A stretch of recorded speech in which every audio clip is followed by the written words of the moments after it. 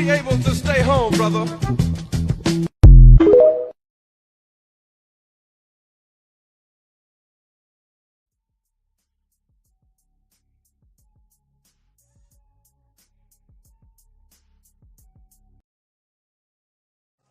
Ladies and gentlemen, this is the main event of the evening. The Kings of Sport present the Spinning Black Fist Podcast with your hosts, Chinyere Okafor and 10-Day Ray Williams.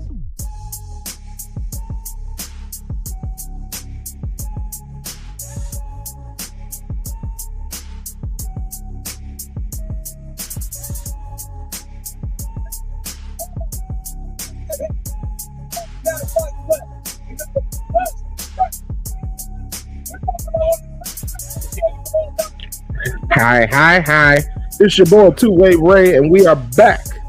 We are back with another installment of a live watch for UFC Premium Live event. This being UFC 329, McGregor versus Holloway 2. I am your esteemed host, Two-Way Ray Williams. Ignore the old intro. Still trying to get things set, but hopefully everybody is doing great today. Hopefully you can hear me. Yeah, okay. I can again master form, but all right. So go ahead and turn this music down just a little bit. Make sure it doesn't restart. All right. So if you have been following along, first off, thank you for joining me on this wonderful Saturday evening, wherever you may be. If you enjoy what you're listening to and what you're watching, please go ahead. If you haven't done so already, feel free to give us a subscribe right here or wherever you are following us on, whether it be Twitch, Facebook, Instagram, or YouTube. Please go ahead, give us a follow. It would be much appreciated. Also, go ahead, like and share with your friends. If you're into MMA content, please consider liking this video and sharing it with your friends. And lastly, if you got a little bit of spare change in your pocket, $3 will get you into the door for patreon.com/Nefarious Media Network. Over 300 hours of audio goodness spanning from politics to social media to pop culture to sports to combat sports to pro wrestling to life. Please go ahead, if you don't mind, if you are so impelled to do so, please go ahead and subscribe to us on patreon.com/Nefarious Media Network. All right. So, yes, y'all know why we're here. We're here for the return of Conor McGregor. We'll get into him as a... Hold on. Okay. All right, just a moment. I'll be right back. Right back.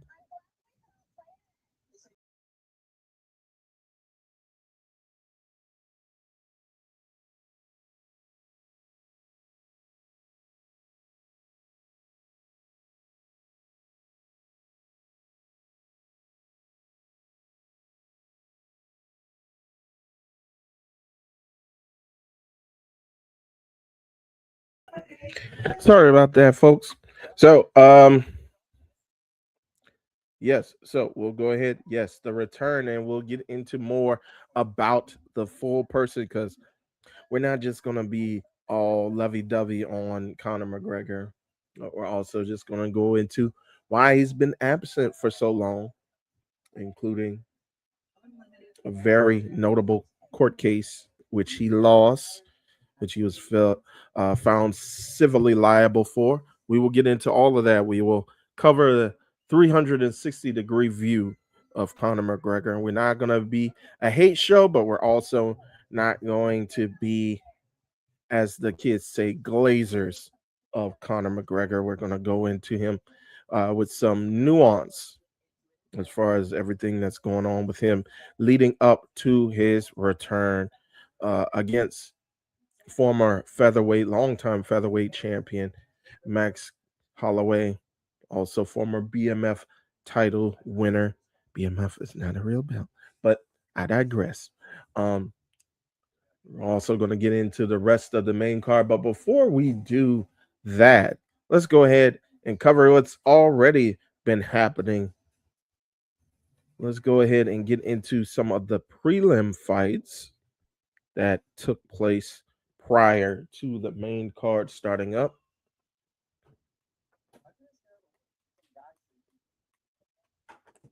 All right, so we're gonna start. We're gonna start from the opening bout. I started watching some of the prelims a little bit later. I'll let you know once we get to that particular fight. All right.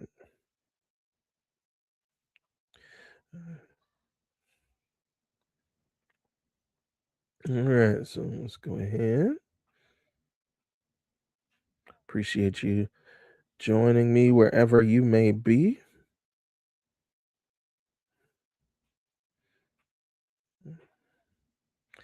All right, so let's start with the opening bout of the evening. We have Alessandro Costa getting the win by submission, rear naked choke over Cody Durden. We then have Ryan Gondra getting the TKO victory over Zach Reese with a left hook to ground strikes. Then we got Fareed Basharat getting the unanimous decision victory over John Garza. Then we got Damian Pinas getting the KO victory with a straight right hand to close out Cesar Almeida. Then this is where I started tuning in. Kong Wong, or I believe they said Kong Tang is how it's pronounced. She gets a victory over Tracy Cortez, and she's trying to make herself a bit more well known in that women's strawweight division, or I'm sorry, women's mm, bantamweight. So bantamweight. Strawweight is 115. I'm trying to remember. 125. Well, the one flyweight. There it is. Women's flyweight division. Trying to make herself a contender within that division with a big unanimous decision victory over Tracy Cortez. Tracy Cortez was tough as nails, but she just was suffering so many blows to her lead leg. She could barely walk at the end of it. And she was also getting tagged with the boxing of Kong Tong or Wong Tong. So great win for Tong. All right. Then we got Luke Riley with a controversial stoppage victory over Kai Kamaka the third. It was a standing KO called by the referee. I thought it was a good call on the part of the referee. However, Kamaka in his corner disputed the stoppage. I thought it was a good call though. All right, then we go to Adrian Yanez getting the big knockout victory over former flyweight or former bantamweight champion Cody Garbrandt. He was just landing that right hand at will, and it was only a matter of time if Garbrandt kept taking those that he was going to get dropped. And indeed, that was the case. Then we got the UFC debut of two-time NCAA Division I national champion wrestler and Olympic gold medalist in freestyle wrestling, Gable Steveson, getting the big TKO victory in his first ever UFC fight against Elisha Ellison.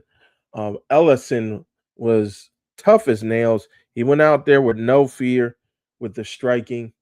Um, Caught Gable a couple times, but Gable just stayed in the pocket, didn't retreat to the wrestling, but was able to show a wide range of strikes, including a lot of different styles of kicks, from the oblique kick to calf kicks to the body.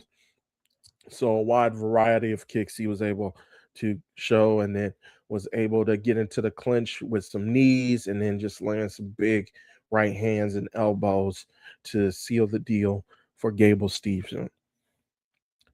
And then we go on to our feature bout from the prelims.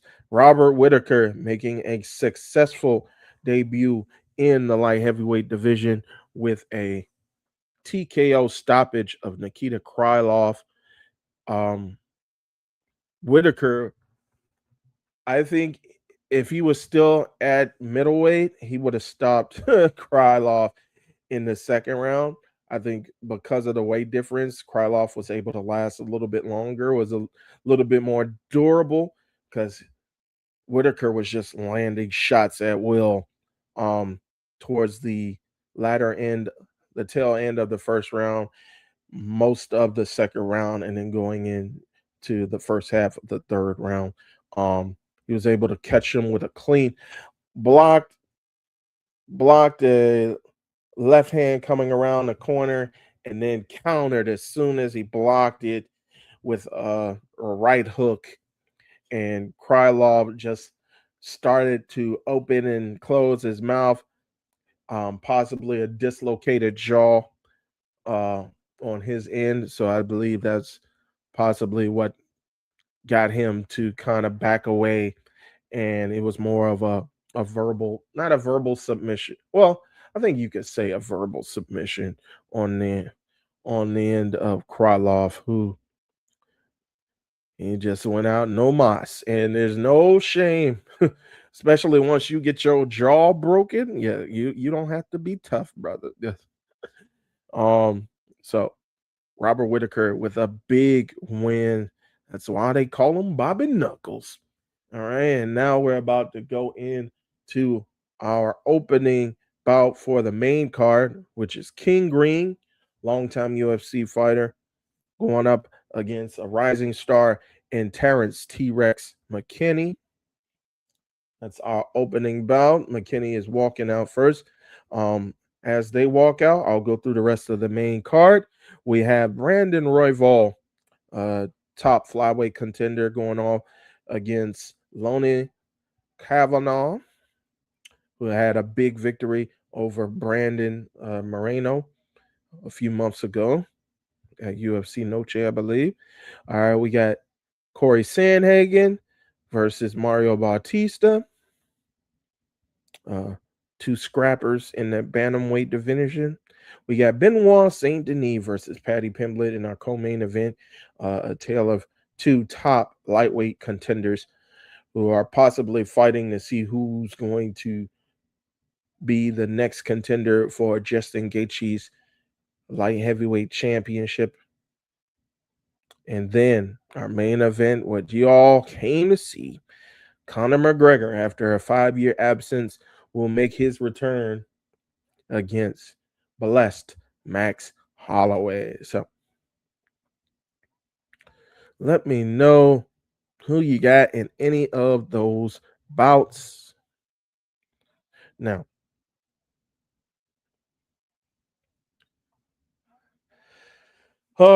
it's kind of bittersweet for me because I'm a former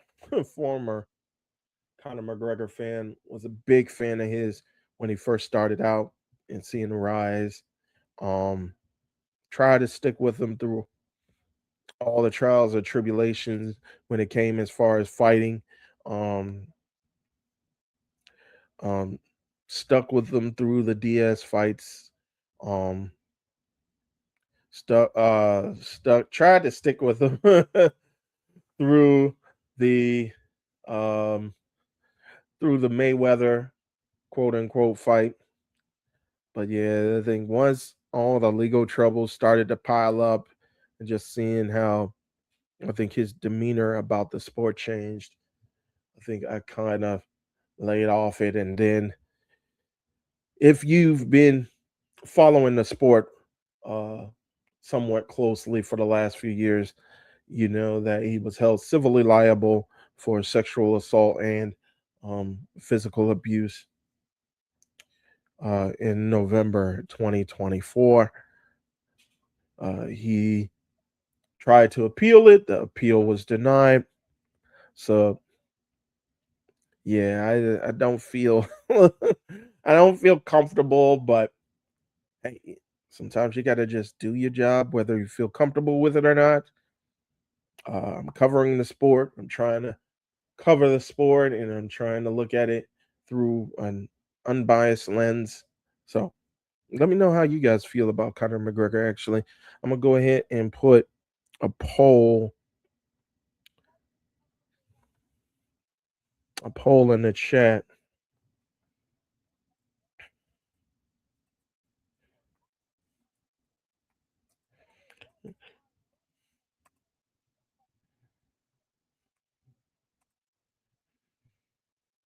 Bear with me. was trying to I was trying to type with one hand, but I'm like, nah, I'm not doing that.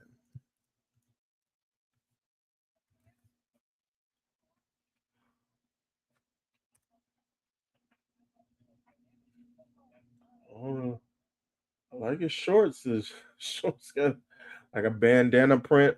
I like that they're having a bit more creativity with some of these fight kits, man.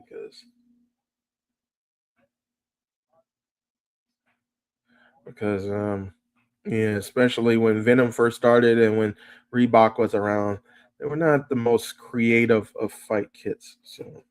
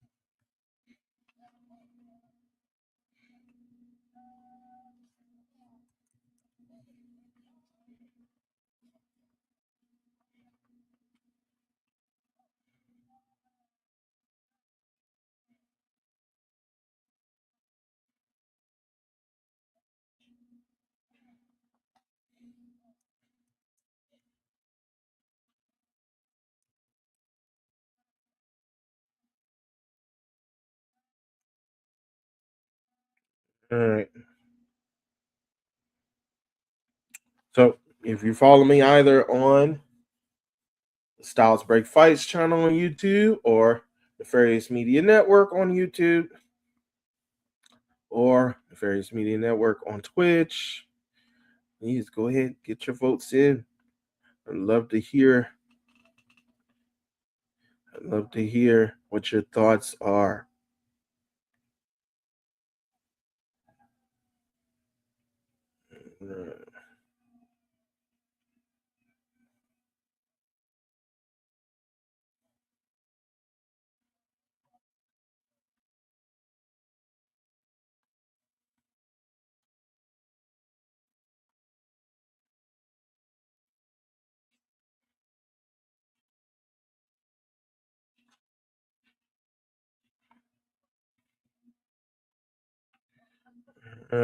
Bear with me. All right, we're getting started. Ooh, now, oof. It's like McKinney likes to get started fast, but King Green is a very smart veteran fighter. Ooh. So like he could slow it down to his pace if he needs to. He's got great wrestling as well. Very awkward defensive stances. Very fluid movement with his stances as well. He did get clipped with the left hand. Oh, he can't stay. He can't stay into dangerous hands. He's already cut less than a minute into the fight.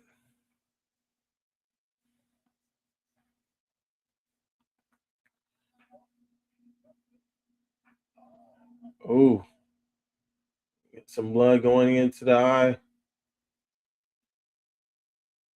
Still got some time. Good body shot by McKinney. All right. King trying to goad him in, but I don't think that's a wise strategy. He's got to get off the fence, circle away. Ooh, caught another right hand. McKinney is very dangerous, especially if you give him the space. Oh, again, another jab or left hand, left straight. If you just give him this, you just give him this range, he's gonna pick you apart. Green has to stay moving. That's how he win this. He won't win this by staying still. All right, nice kicks though by King Green. Trying to keep some distance. He's got to get away from the power of McKinney though.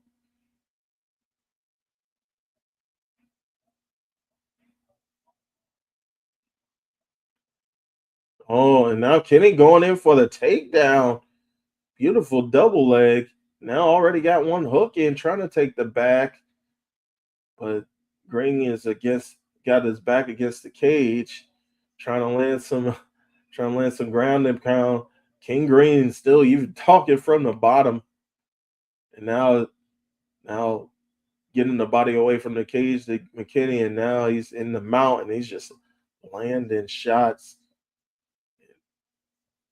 King Green, though, he's trying to defend with one hand. It's not going to help him. He's got to find a way to get out of here.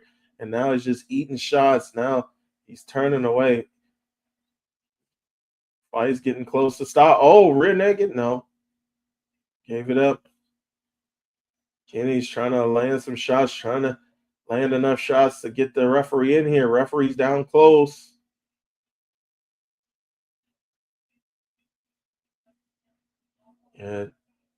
Yeah, he's about to get stopped. He's like his face first, and now he's giving up the neck again. But it's so slippery because of the blood. But there it is. Good fighting the hands, like DC was saying. Fight the hands, avoid the choke. King Green throwing shots behind his head, but they're not amounting to much.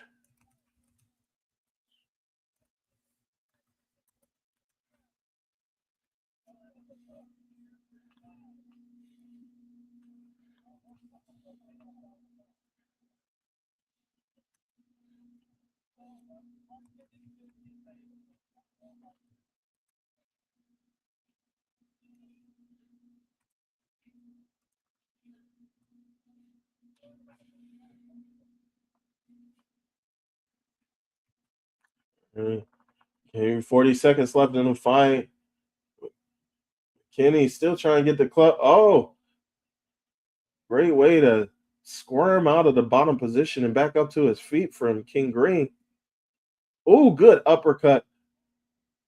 Now, McKinney with his back on the fence, but he's just throwing bombs right now. So now it's going to be the test. This fight makes it out the first round. How will McKinney be responding? Will it be more sluggish? Oh, he hurt him with a body shot. Oh, 5 seconds remain. McKinney not responding. McKinney not responding. Oh, the fight is done. Game over. King Green with a huge comeback.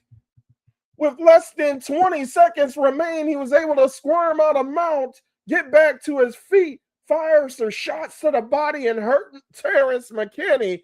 Game over.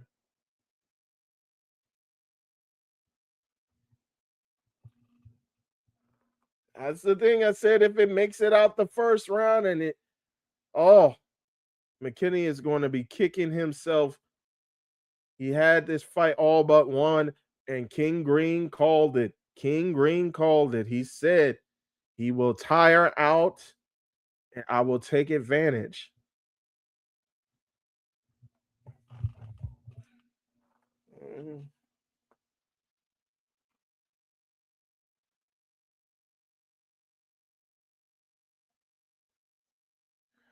That's the veteran savvy.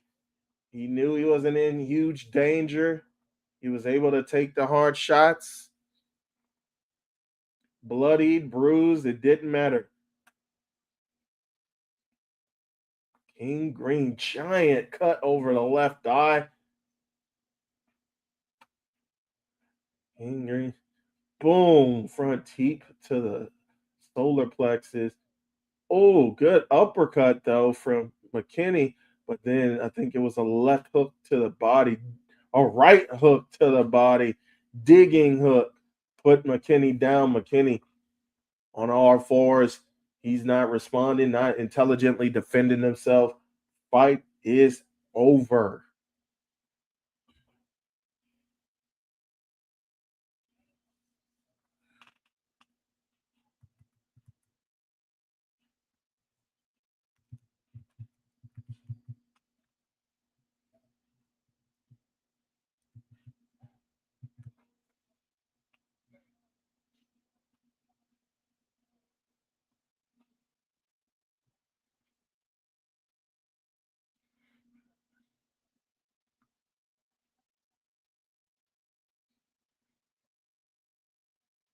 '53rd pro fight. And it's great to see these brothers. After the fight, they coming together.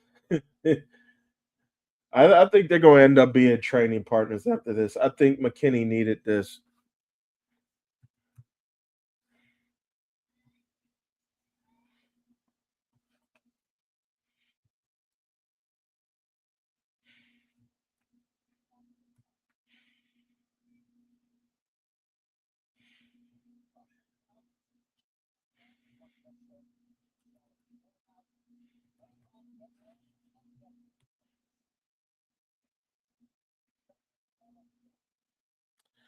All right.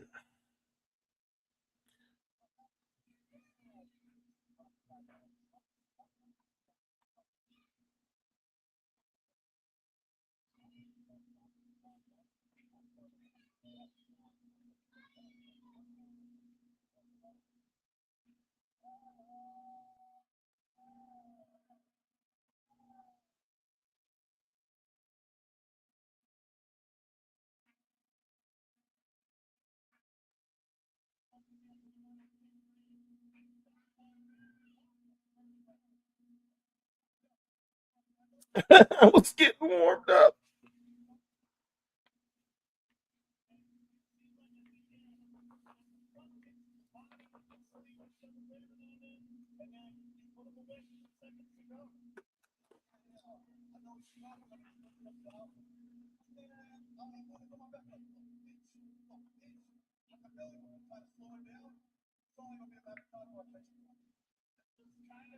And the fight was so close to being stopped with King Green taking those shots on the ground.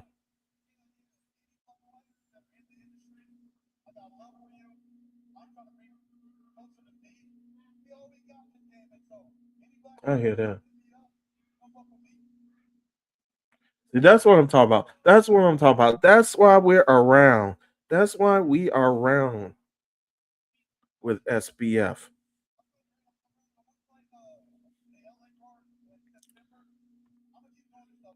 We are represented as far as black fighters. They are represented, and people need to tell their stories.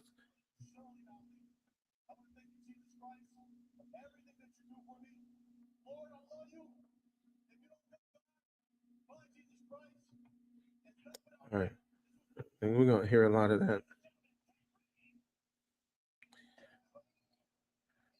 I'm trying to...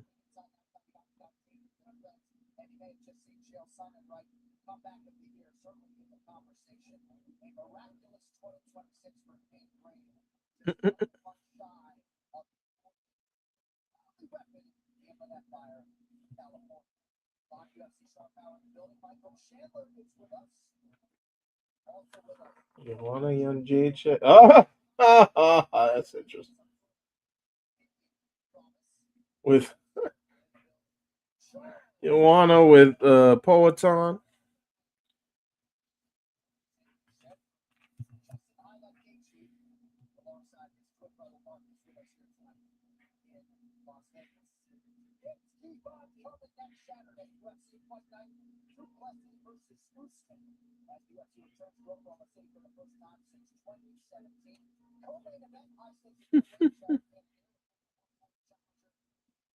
Oh.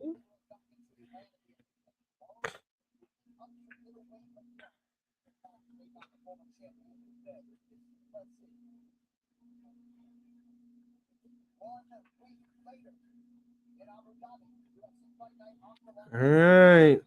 And an explosive start to the main card. All right, let me see something here.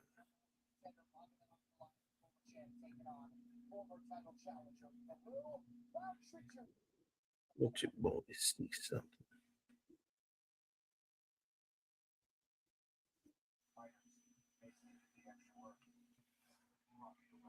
Oh, I didn't even see that come up. Where is it at? Oh, there it go. All right. Downtown Gerard Brown. How you doing, brother? Hopefully you're doing well. I used to be a huge Conor fan, but I can't stand by a man who has behaved and caused harm the way he has. Max by KO.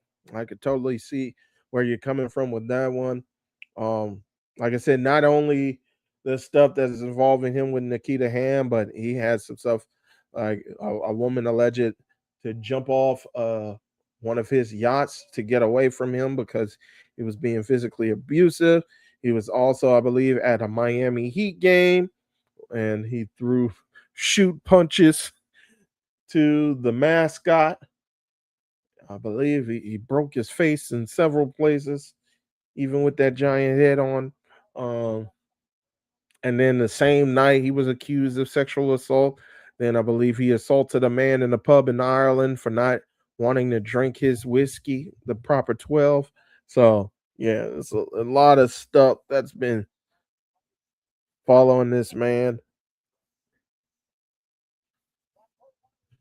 Um, so yeah, I'm in the same boat, brother Gerard. In the same boat. Used to be a huge fan, but yeah, just the antics that he's been getting into and not staying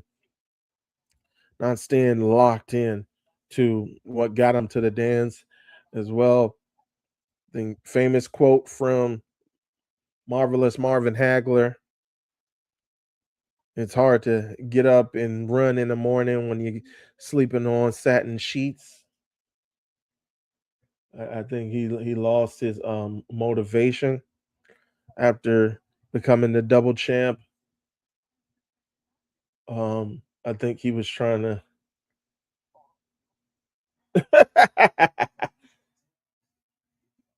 um, that's a pretty funny commercial. But yeah,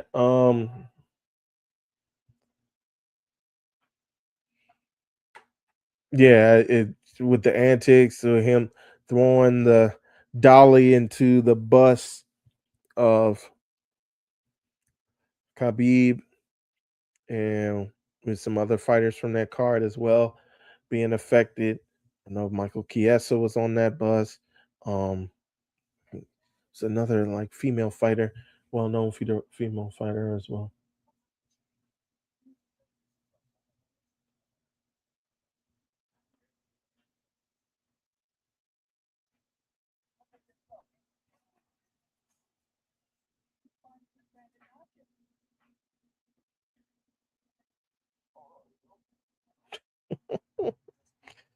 So yeah, he's just been going.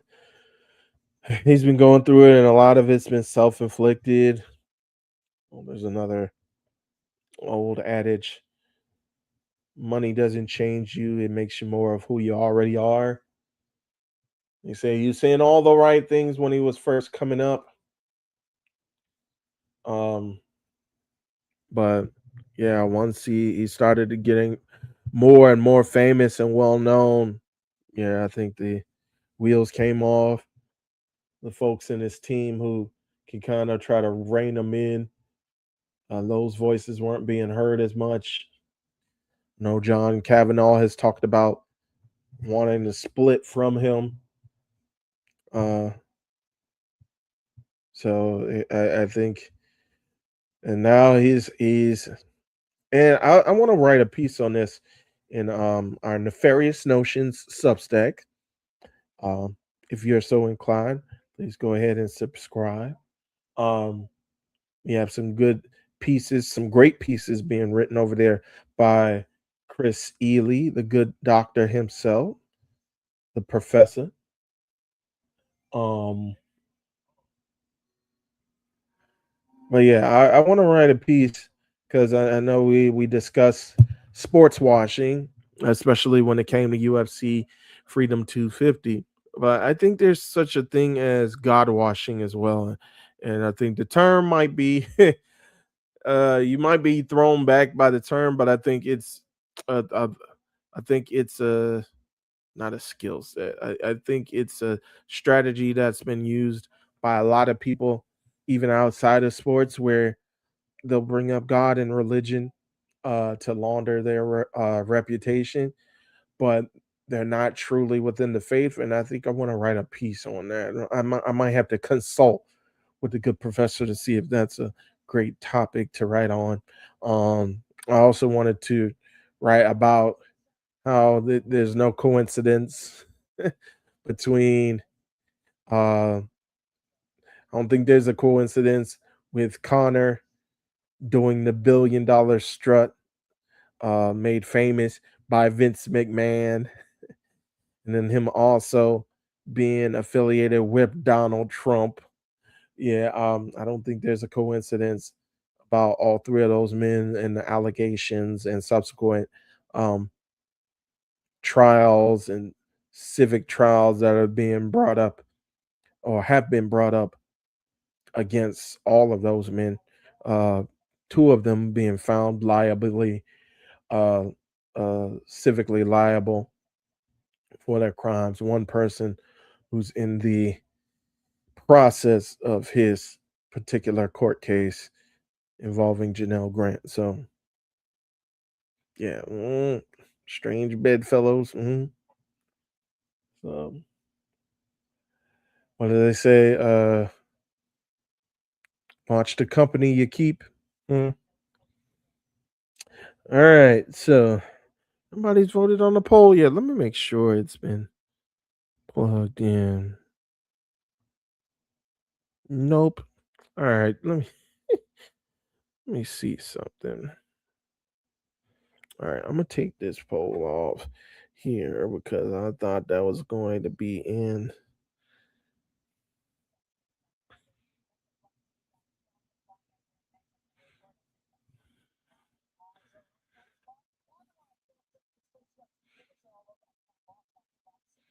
All right, let me go ahead and take this on.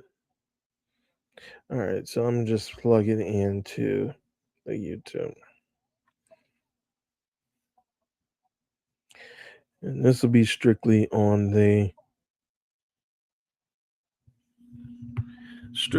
on the, well, I could go ahead. I'll put it on both YouTube's channels that this is streaming on.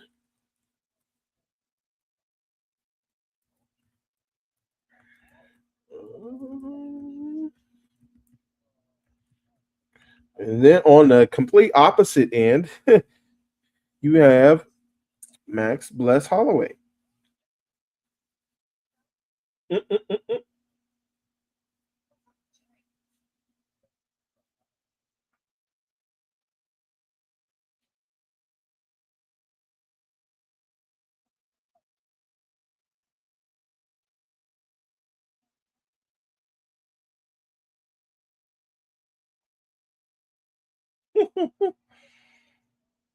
uh,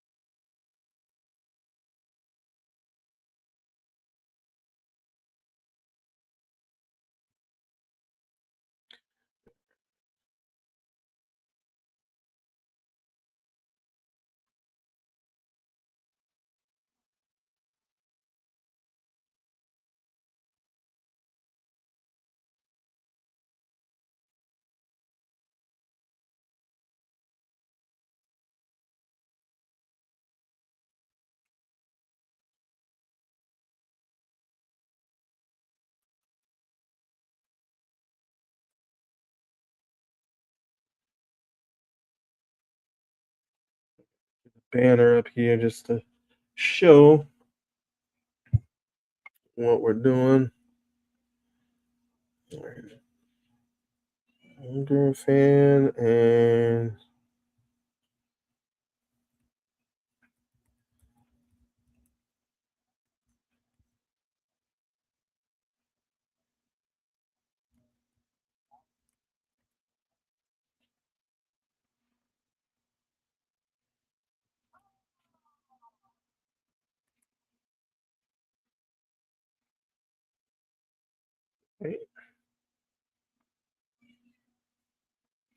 there we go.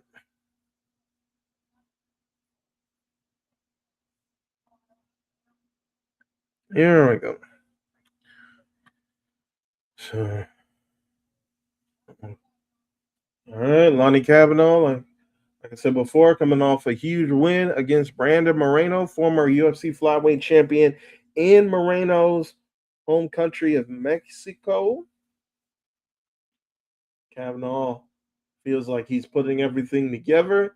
This is another huge test going against Royval, who took the current flyweight champ Joshua Van to the limit in their bout.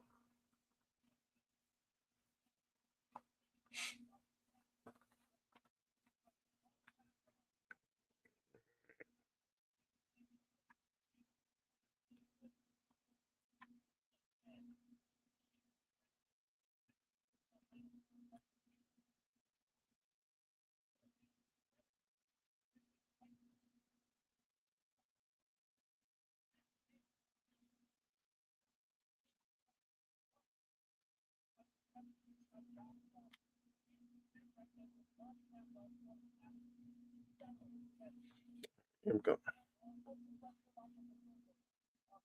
They got Lonnie Cavanaugh. Why is this flag from China? He's Irish, ain't he? Oh yeah, he's British. Why they got? That's crazy. Okay.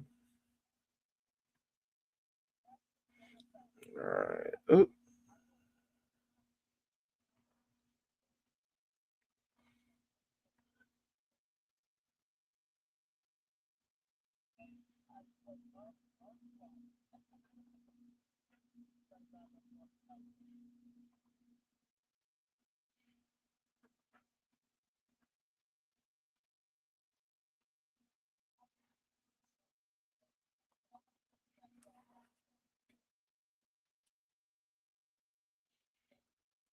All right. Here comes Brandon Royval.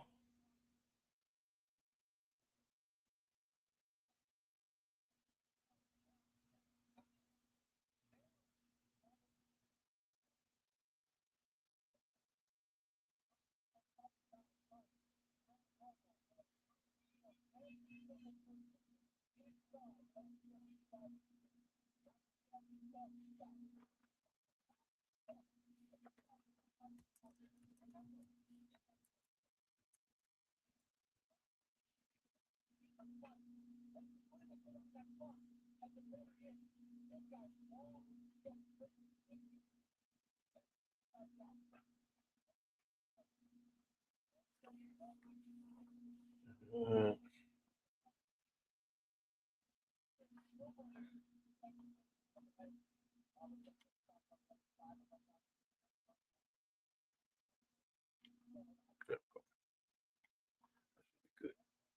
There you go. All right.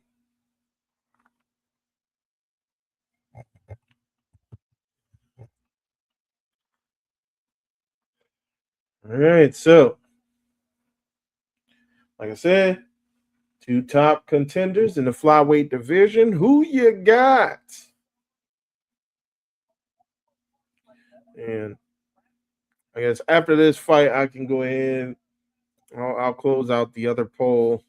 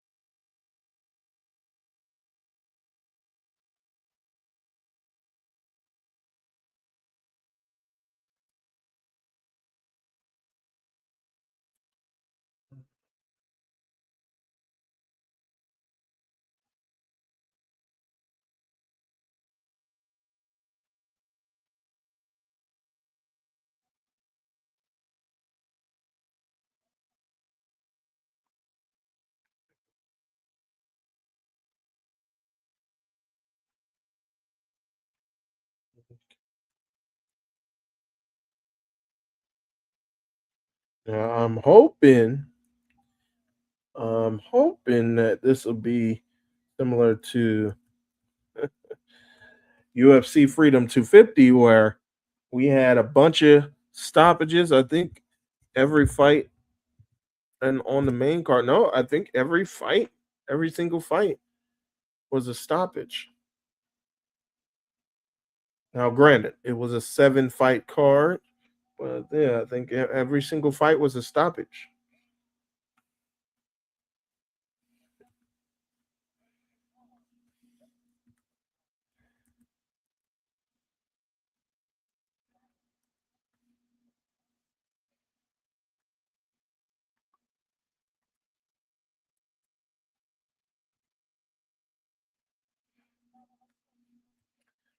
Okay. Hurry up.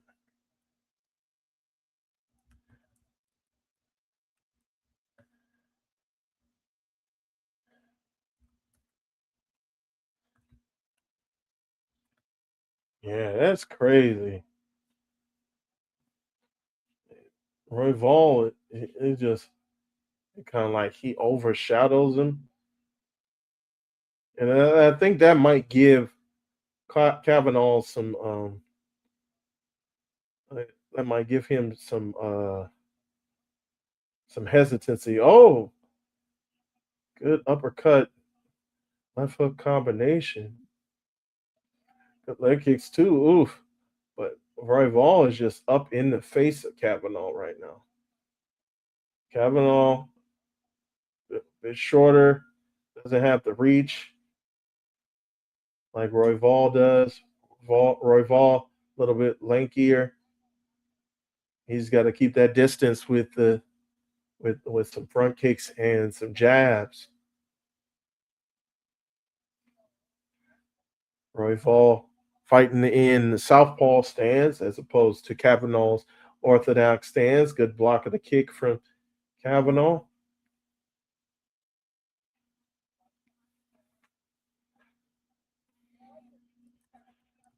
Hurry up and put this pole. All right.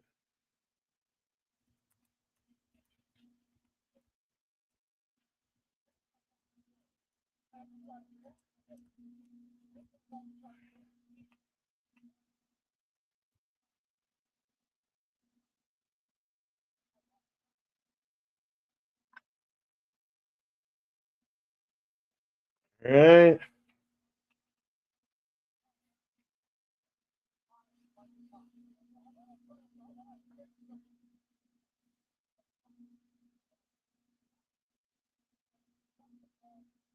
Oh, caught a kick and delivered some good right hands there, Royval did.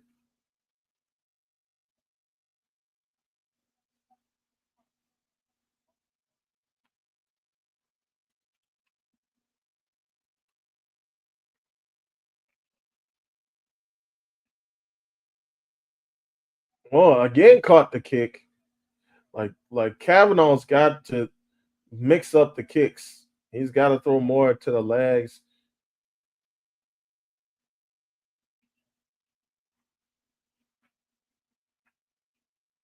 Ooh, good jab by Royval. Good feints as well. I think Kavanaugh, he's just so stocky and he's like the kinetic energy within him, like he just flows through. He's not jittery. He's more bouncy than jittery. But man, Royval is kind of slowing him down with those jabs. And like Joe Rogan was mentioning earlier in the broadcast during the walkouts, Royval has just no, hands aren't together. Great double leg takedown by Royval. Now immediately in side control against the fence. A minute 15 left. Um, Royval has just been fighting against like the who's who of the division, and and he hasn't looked out of place. It just he gets caught in inopportune times. So this is a true test for Lonnie Kavanaugh to see if good elbows from the top of full guard by Royval. 40 seconds remain in the first round.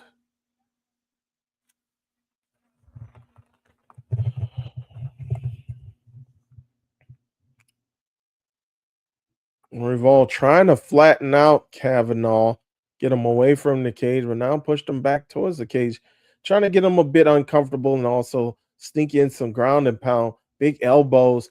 Oh, Kavanaugh using the dogfight position, working his way back up to his feet. Double underhooks for Kavanaugh now. Let's see if he does anything with them. Maybe some inside or outside trips. He's not really locking his hands. And now Royval. Oh, good sweep.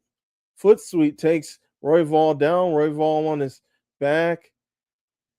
And the round comes to a close. So good closing 20 seconds from Kavanaugh. He was able to fight back up with the underhook, get into that dogfight position, work his way back up to his feet, and able to get a takedown on Royval. But I'm sure that's not going to make a difference on the judges' scorecards. I think Royval won that round. I think it was kind of even on the feet, if not 60-40 for Royval until he was able to get the takedown. Um, and then he was able to have controlling position for a good 40-45 seconds. But I think Royval, I think he's figured out at the end of this first round that he was able to get a good foot sweep in. If he's able to get into the clinch, he's able to get a takedown. So hopefully we'll see. Not hopefully, but we'll see if that makes a difference in the confidence of Kavanaugh as he goes out into the second round. All right, it touched gloves. Second round begins. Good jab again from Royval. That's what he needs to use. Keep that distance. Again, with him just having such a height and reach advantage. He needs to continue to use that for his advantage.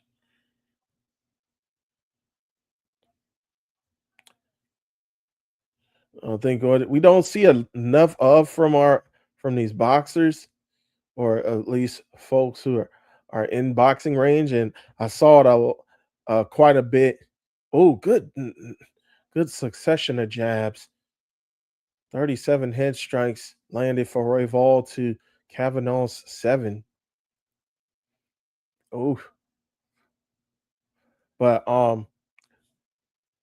Robert Whitaker in his fight against Nikita Krylov today, he was able to use his lead hand to paw down like the defending lead hand of Krylov. Oh, Kavanaugh caught him with a straight right and a kick to the body. Kavanaugh got him down. He's trying to rush in with strikes. Oh, landing shots for Royval, trying to back up. Royval now looking for omoplata. Still dangerous from his back is Royval. Now elbows being landed from the bottom by Royval. Royval got his wits about him now. I think Kavanaugh's slowed down from that flurry that he tried to use to finish Kavanaugh. Kavanaugh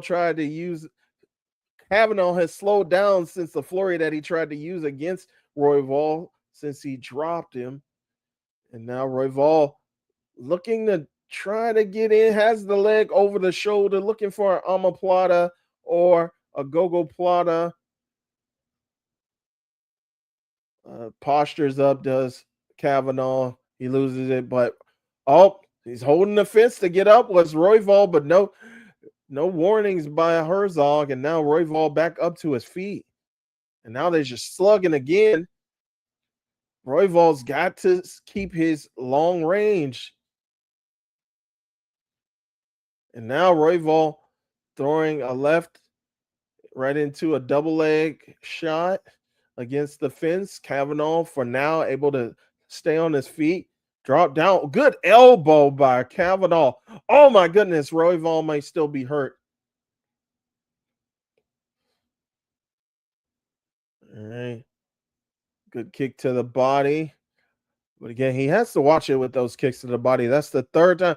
There he needs to go to those calf kicks because Royval has caught 3 of those body kicks, and on two occasions he was able to deliver some strikes with the leg held up. And now Kavanaugh looking for a double, trying to cut the corner, work the back. Royval holding on. The referee needs to be cognizant of Royval holding on to the cage. 90 seconds remaining in the second round. Good elbow by Royval. Oh, to the back of the head. They're showing a replay on one of the elbows landed. Good feints from Kavanaugh. I think Kavanaugh slowing down a little bit. He's moving side to side. Royval, again, he's been in the fire, man. Oh, another takedown. Royval is not concerned with the guillotine attempt. And again, a takedown within the last minute of the round. They're solidifying the rounds for Royval, even though he got dropped in his hand. But Kavanaugh back up to his feet a little quicker. But now, Royval, good striking by Royval. Now keeping that distance and trying to fire off with long, straight shots. 20 seconds remains. Second round. Now Kavanaugh work his way ducked under, trying to get a waist lock, trying to take the back of Royval. Royval again on the cage. Ooh, Kavanaugh on the exit with a couple shots. Good knee to the body. These guys are going for it, man. All right, one more round remaining. These guys are gunning for it. Man, great stuff. Ooh, it's hard to call in that second round. While Royval did get dropped, he did recover quickly. He was able on the bottom to shrimp away, avoid the big damaging shots from the grounded pound. So good on him for recognizing that. and being able to stay comfortable under the fire. Boom. Hey. Slipped and then followed it up with a straight right and then a kick to the body. But Royval was able to shrimp away, not get heavily affected, and looking for a Kimura, or not Kimura, but a omoplata. So still staying dangerous from his back. Are they gonna hug it out? All right. Great class by both of these guys. So yeah, that second round is so tough to call. So tough to call. Oh, Royval's hurt again. Big elbows from Kavanaugh hurt him again. These guys are rock'em sock'em robots. All right, good jabs from Royval. Royval still trying to stay collected. Royval again trying to throw a straight left right into the double leg.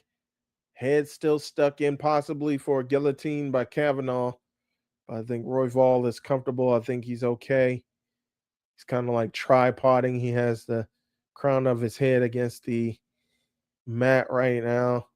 I think he's looking. He's popped his head out. So now he's trying to create some distance to try to land some ground and pound shots. Good head positioning as well. Using a Dagestani cuff briefly.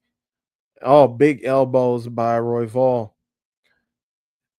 Again, Kavanaugh, he's got to know now that this is an entirely different level. He fought a former champion. Oh, head and arm choke. Royval might be going for the head and arm choke. He has it synced in. He has full mount. I think he needs to jump over to the side. Oh, I think he's loosening it up a little bit because Kavanaugh is turning into it. All right, he's out, but he's still in danger, though. He's still got the head and arm trapped, though. Royval needs to get over to the side where he has the head and arm, and he needs to kind of circle towards it to constrict that area between his chin and the arm, the space in between. The space between. Now the arm is out, so but Royval still in mount, though, still in control. 2 minutes, 45 seconds left in the final round of this fight. And now Royval working so slick. Kavanaugh tried to post up in all fours, and Royval was able to just slide to the back. Now he has a body lock, body triangle,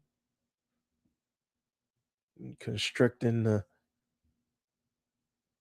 lower abdomen of Lonnie Kavanaugh. Not enough to cause a submission, but just enough to be uncomfortable and make breathing a little bit harder for him as he's looking for the choke. He does have the left hand over the jaw, but it's not underneath the chin. 2 minutes remain. Kavanaugh is bloodied now.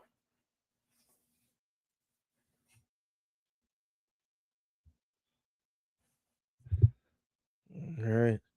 Still fighting from behind his Royval, fighting the hands. Again, trying to lock in that choke. Still on the chin. Kavanaugh fighting the hands. Royval slipped it underneath behind the head.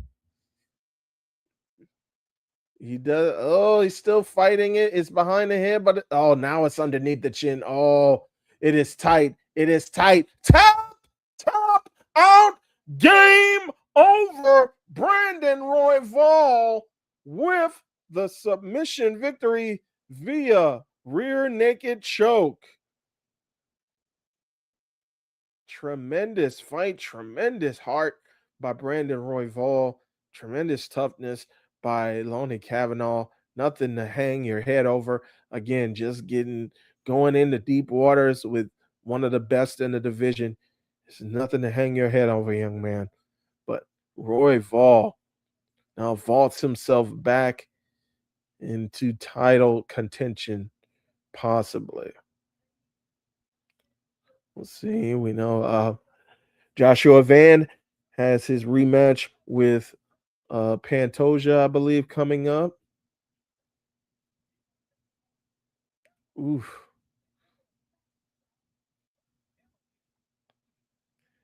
Yeah, these guys delivered a great fight. So we're 2 for 2 on finishes thus far.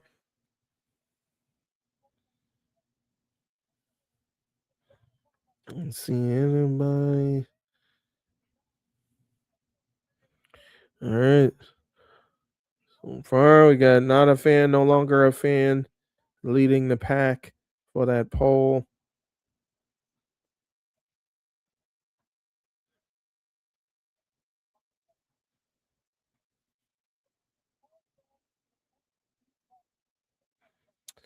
Royval gets the victory. Big win for Royval.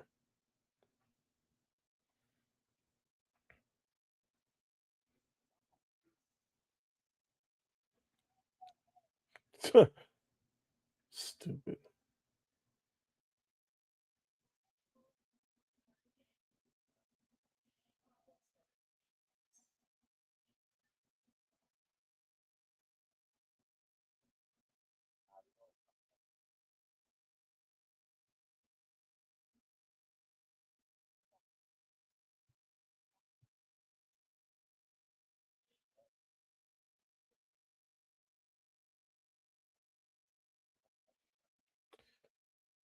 All right.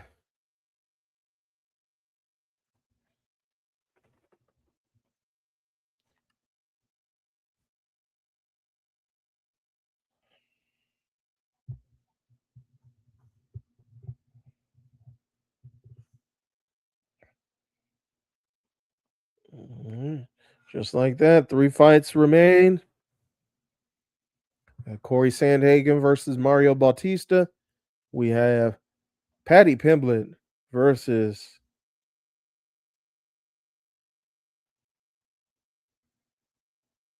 Benoit Saint Denis. I had to think about it. And then we have our headlining bout between Conor McGregor and Max Holloway. And that's the thing. Kavanaugh was on the outside looking into the top 5, but Brandon Royval would not give up his number 4 ranking easily.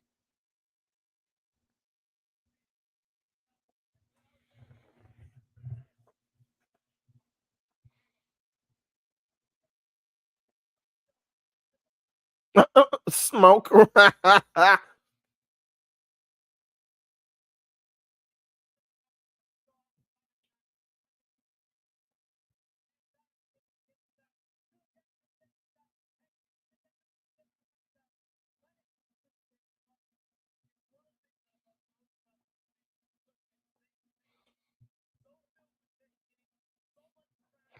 I smoke rocks, Joe Rogan.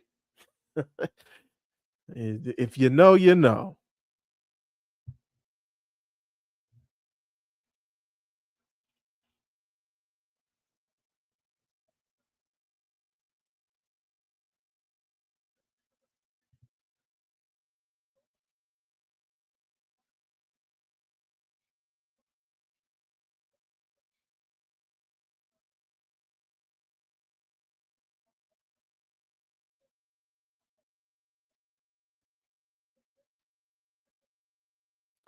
Yeah, he was fighting the hands well before, but yeah, he just slid that top hand behind the head instead of putting it on top of the head.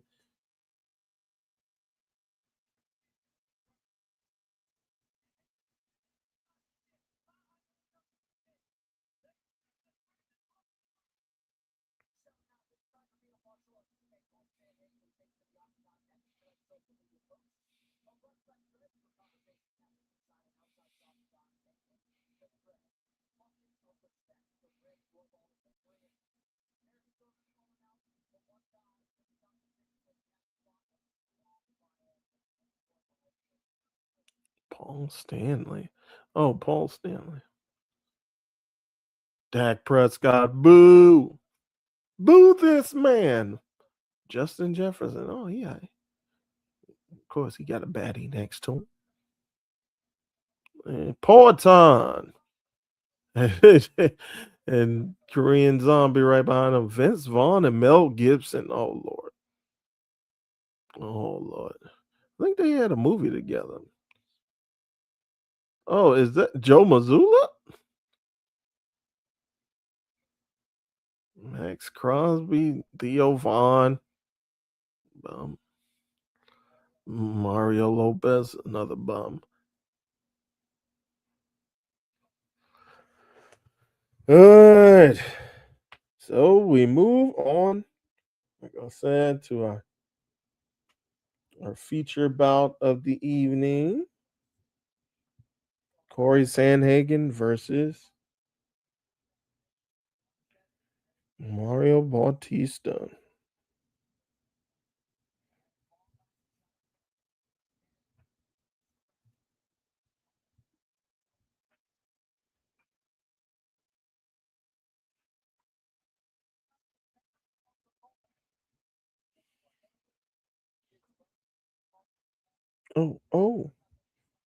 Oh, I didn't know. Oh, I didn't know you'd do that.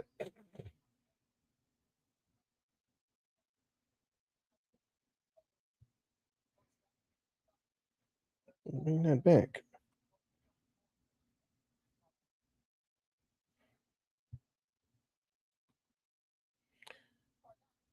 All right.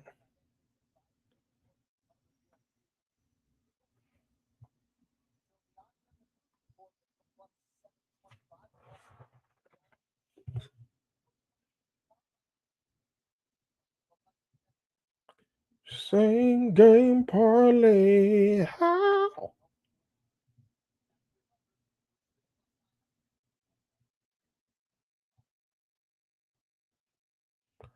Oh,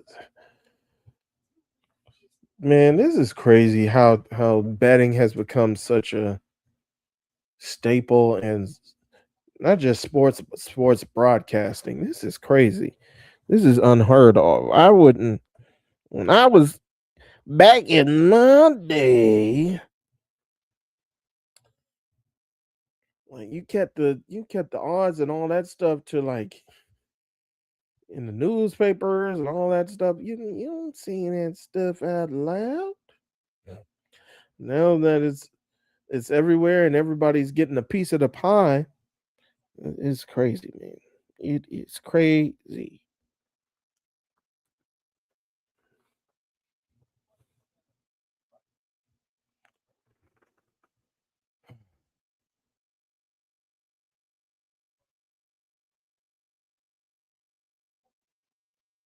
Mm-mm-mm.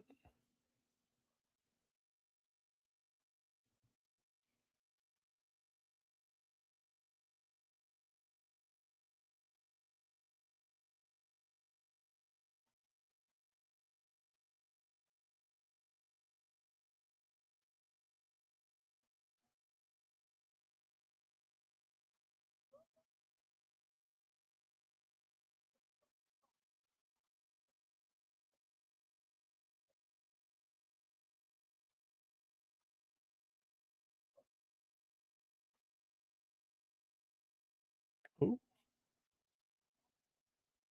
ooh.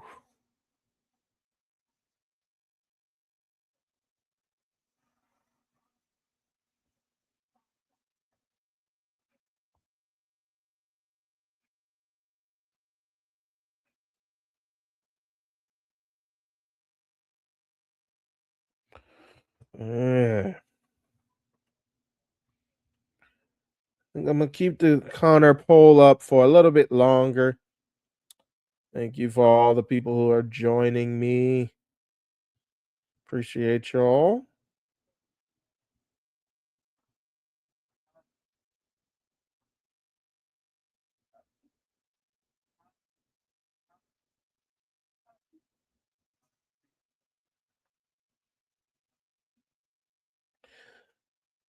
These doggone Kashi commercials are not making any sense.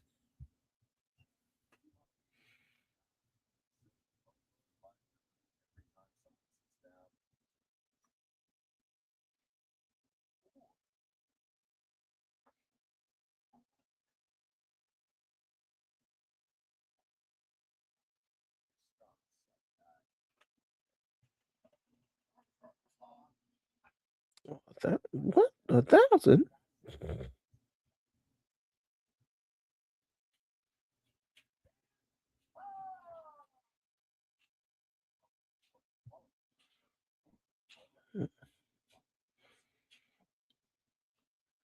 Nice.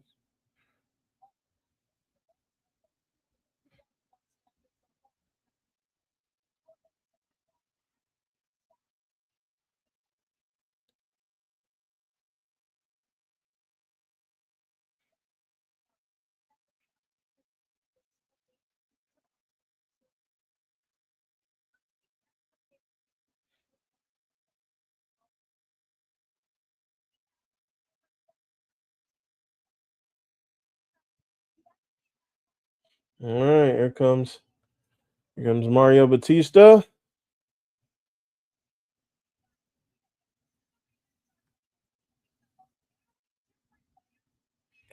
All right. Mario Batista, 17-3, age 33, 5'9", 69-inch reach, weighed in at 135.5 pounds.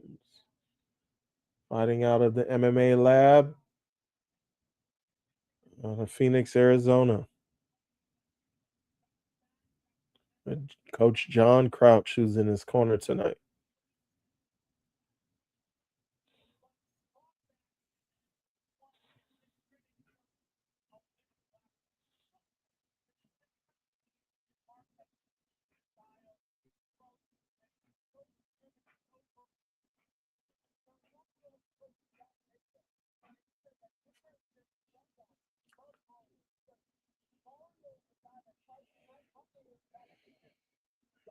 Okay.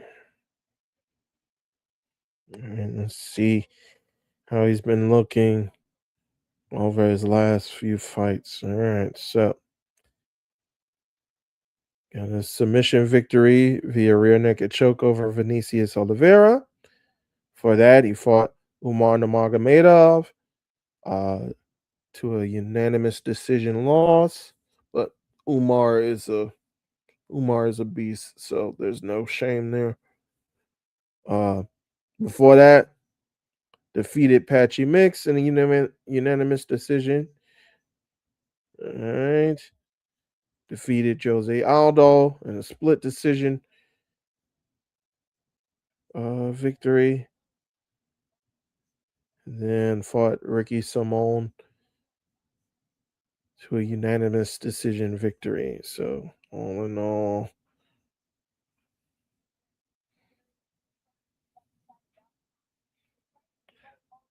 so he's won. Looks like 9 of his last 10 fights. 1, 2, 3, 4, 5, 6, 7, 8, 9, 10. Yep. 9 of his last 10 fights. Facing off against former title challenger Corey Sandhagen, 18-6 in his career, 34 years of age, 5'11", so 2-inch reach advantage, but only a half of inch reach advantage. He also weighed in at 135.5 pounds, coming off of one loss recently to Merab Dvalishvili in the lone title fight that he's had. No issue with that.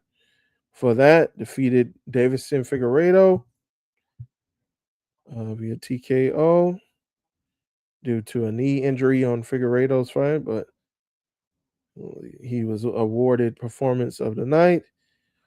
Lost to Umar Nurmagomedov, so it's a common challenger between Sandhagen and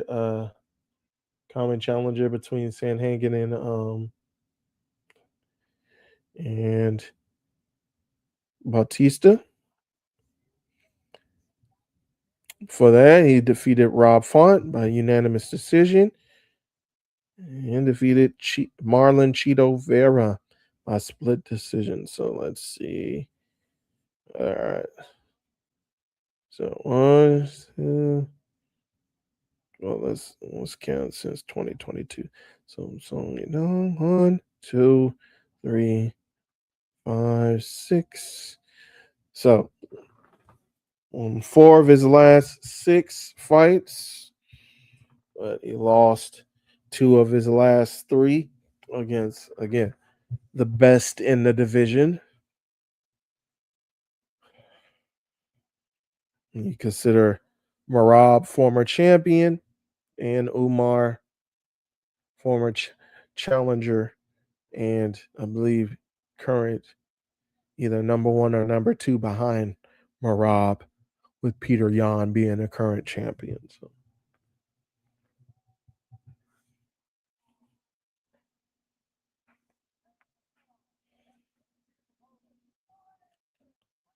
All right. It's going to be tough, man. I've seen Mario Batista here and there. We'll see if Sandhagen is able to keep the fight on the feet and pick them apart. Sandhagen does have decent jiu-jitsu as well, but Mario Batista, he thrives on the ground with his takedowns and with his submission skills as well. So it'll be interesting, especially once it hits the feet or once it hits the ground.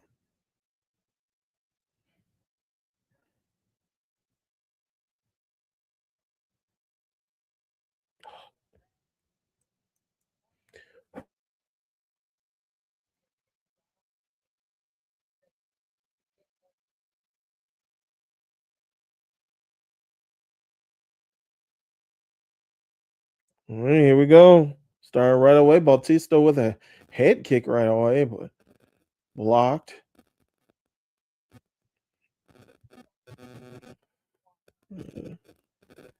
Very fluid movement, constant movement of Corey Sandhagen.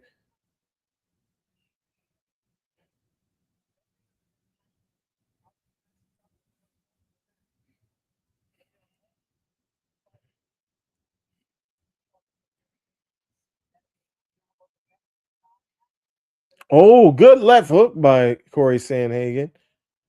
Kind of phased Bautista. Doesn't look really hurt though, but it did phase him a bit.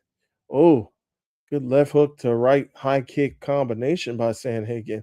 That's what I'm saying. Say if Sandhagen stays fluid on his feet, but now this is where we right in the body lock for Bautista.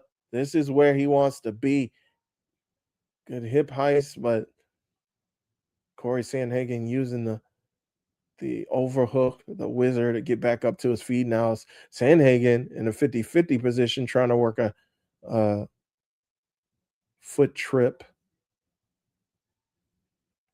And Sandhagen has the body lock, overhook, underhook body lock against the cage.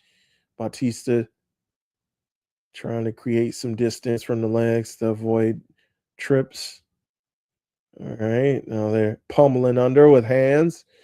Back in the center of the cage. Watch from elbows from either man once they break the clinch. Oh, there goes a big elbow from Corey Sandhagen and a little shovel underhook or a shovel uppercut, I should say. Oh, good calf kick by Bautista. I think that's going to be the thing to slow Sandhagen down. Like, take out those legs. Like, weigh those legs down with those kicks. Sandhagen trying to retaliate with some kicks from his end.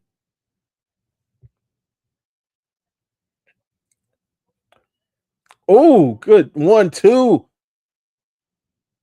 Halfway through the first round, Sandhagen just ate those, and he's just staying forward. Good shot to the body from Sandhagen.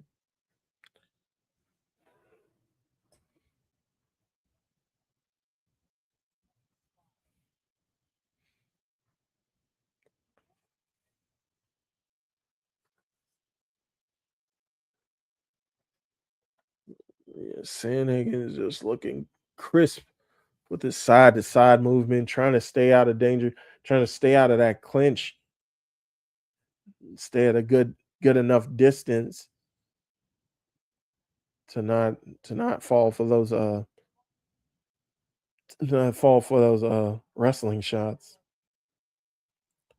That's what Bautista needs to do. He needs to come in with the striking, and then as soon as Sandhagen commits to the striking, duck under to at least get a body lock, bear hug.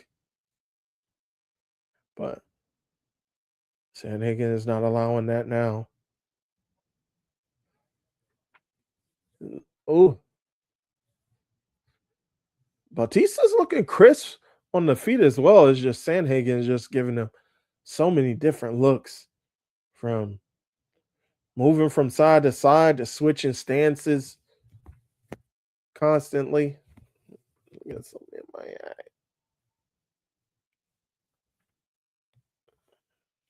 Oh, and now, wow. Oh, good left hook. Sandhagen changing levels. Now Bautista changing levels. So now both men need to be cognizant that either one could be taken down right now.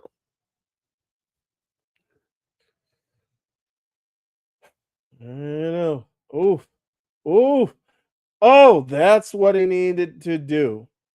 Like, get Sandhagen engaged and then go for the takedown, but he's high now. Oh, he's taking out the ankle though.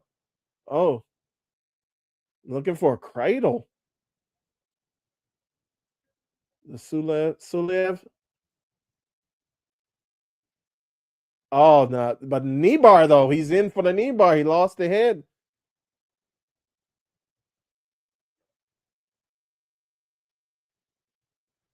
Yeah. Oh, he's feeling it though. As soon as he got up.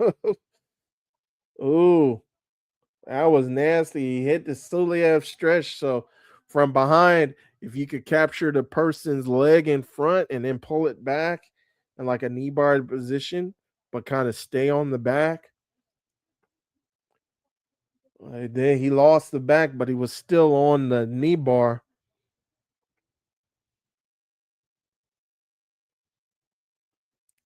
Yeah, crazy. I was just about to say it was 30 seconds left. I was like, calling it for I'm calling it for first round for Sandhagen, but then Sandhagen got taken down, almost got submitted. That was close. But I think do I that was such a tough round to call. I think I'm gonna still give it to Sandhagen. Although that wasn't fight ending sequence. That he got closer to ending the fight.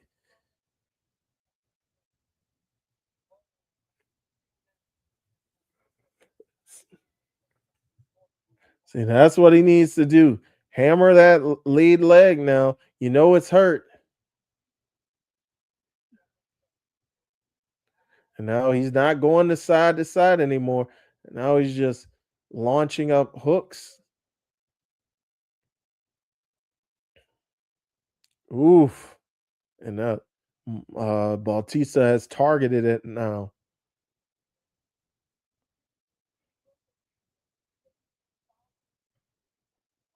And Sandhagen, yeah. Now the movement is gone. Just like I said in the first and during the first round, Bautista needed to find a way to land heavily on those legs. He was able to damage the leg mainly by that Sulev stretch and that knee bar.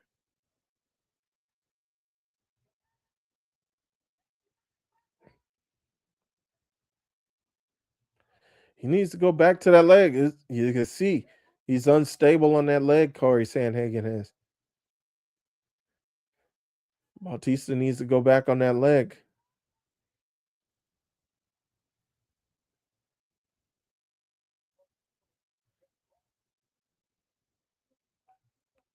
Mm. Sandhagen still able to land some big shots. Oof. Back to that. Back and Sandhagen, I believe. Yeah.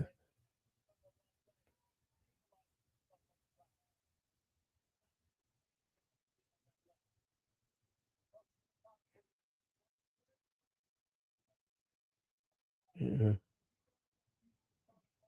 Well, Batista doesn't want to charge forward. We all saw what happened with Yuri Prohaska and Carlos Alberg. Although Bautista may not, or Sanhagen may not be mainly known for his power, he's still able to land clean shots on you. Those things add up.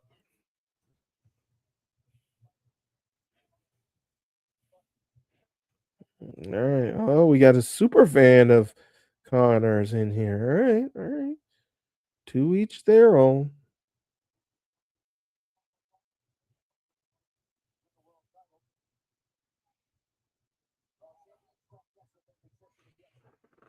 All right. Now, oh, had an underhook. Looked for that knee tap. Not able to get it, but had a right hook on the exit. Did Bautista? Oh, now Bautista in on a single now.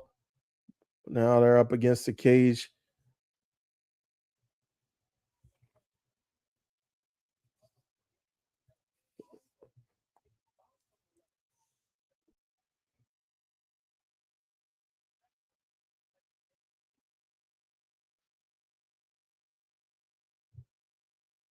All right.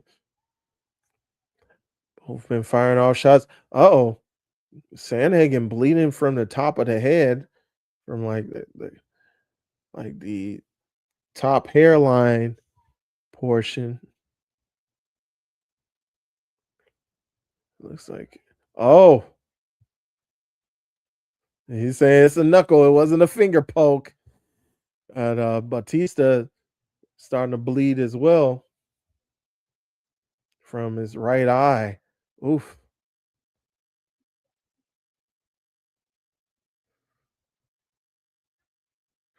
Ooh.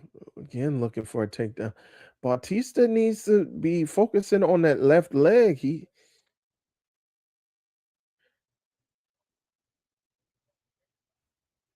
good elbow on the way out of the clinch by Sandhagen.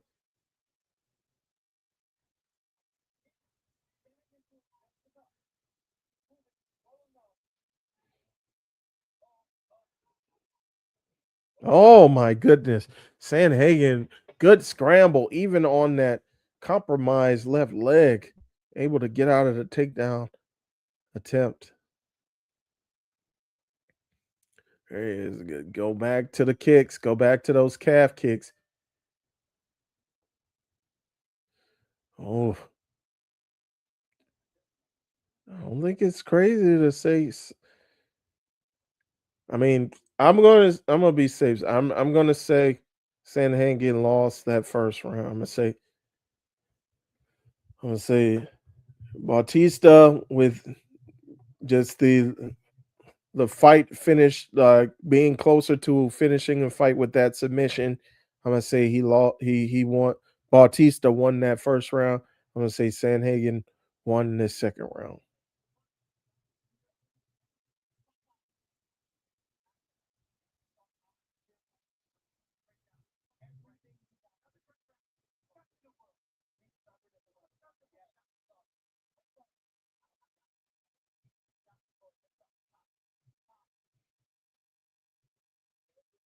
All right.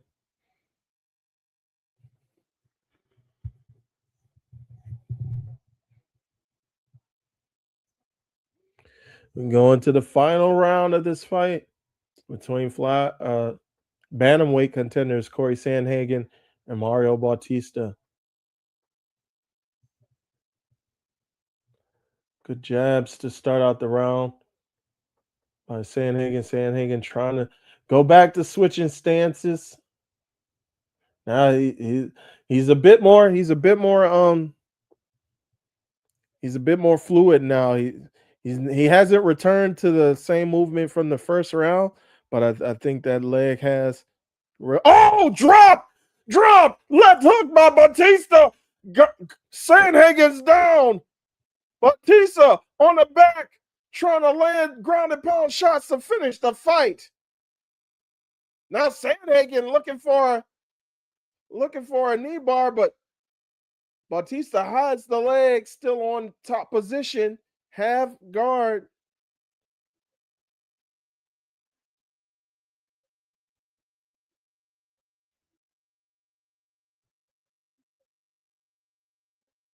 All right. Bautista hiding that leg, making sure he's not able to get caught in a heel hook, but he's able to stand him up. But Bautista, just raining down blows as Sandhagen stands up.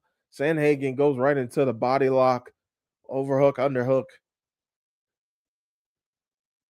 Bautista though, good duck under the spinning back elbow, and now Bautista looking for a double. Able to take the hips out, and now Bautista with a takedown. Bautista looking to take the back.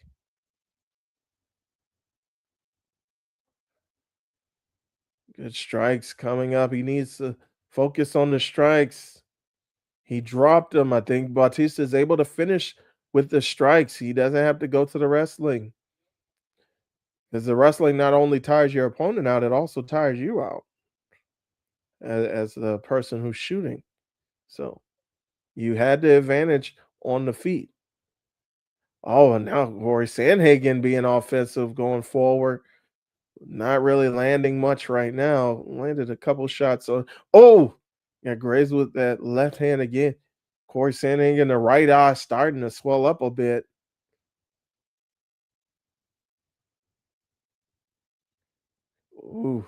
Jab to the body, and then left hook.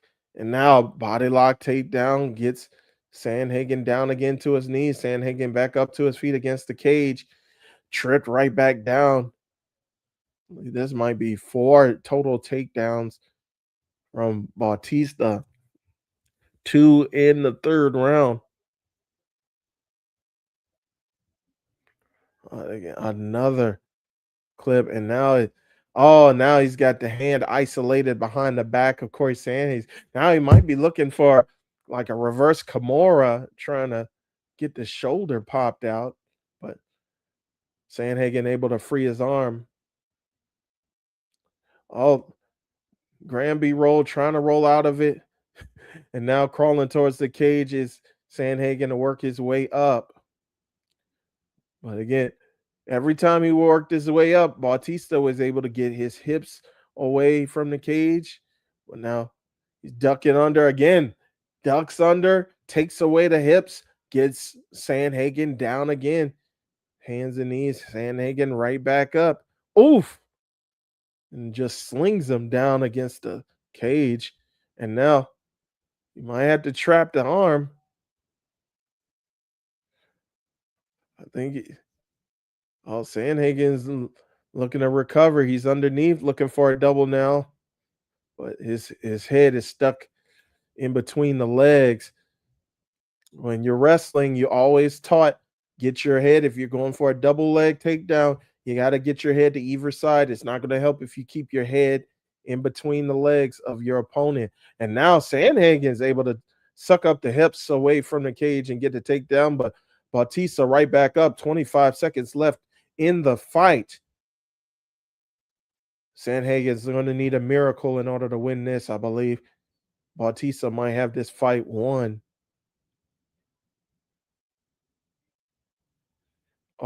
That's the thing. Yeah, the first round is going to be the biggest. Sandhagen almost looked for a suplex. All right. Yeah, that first round is going to be tough. I think Sandhagen was winning round until the last 30 seconds, and then he almost got finished. And I think the near finish in those 30 seconds were stronger than the 4 minutes on the feet. But that's just me. We'll see what the judges call for it. Let me know in the chat who you guys think won between Mario Bautista, and Corey Sandhagen.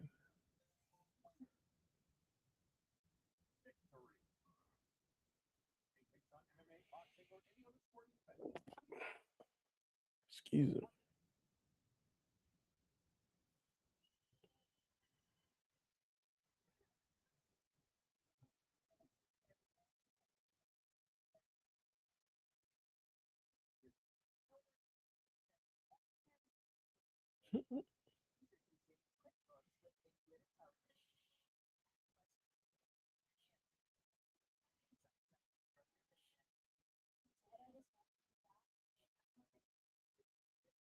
$48,000 in unpaid invoices. All right, so this is the first fight on the main card to go to a decision. We'll see what the judges decide. Again, I believe second round was clearly Sandhagen. First round was clear, or third round was clearly Bautista.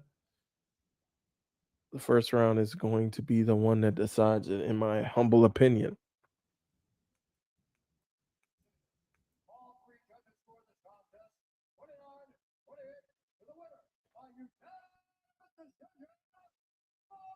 Yep.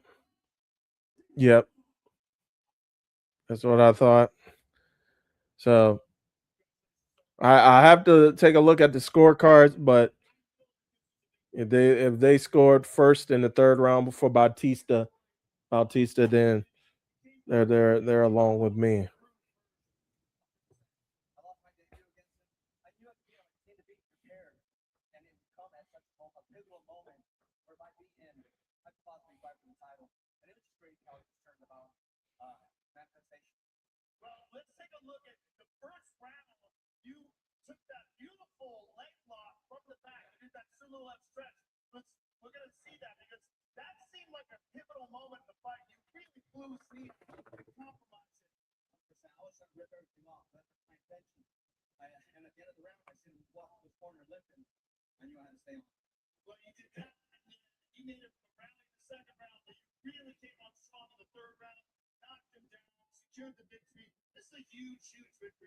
Yeah, I think in that third round alone, he had like 6 or 7 takedowns. So your man was he was on it, man. All right, I'm gonna go ahead and close out the poll.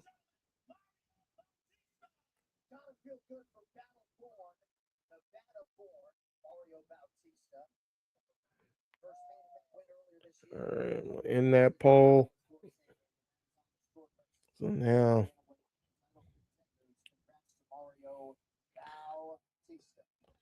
let me know who you got in the co-main, folks. Do you got Patty the Batty or Chet Holmgren? Do you have Patty the Batty?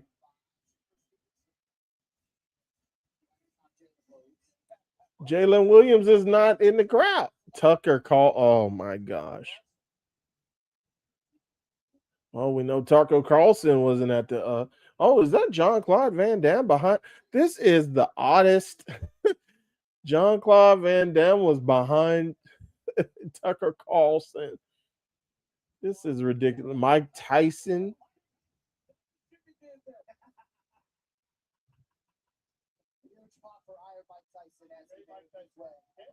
Who? Oh, Taylor Sheridan. Oh, is that Kendra Perez? Mackenzie Dern and Joanna Chomp. Once they show Anthony Kiedis and they playing Red Hot Chili Peppers in the arena. All right. But I'm gonna need to see if I can find that official scorecard for once it comes out, once they make it public.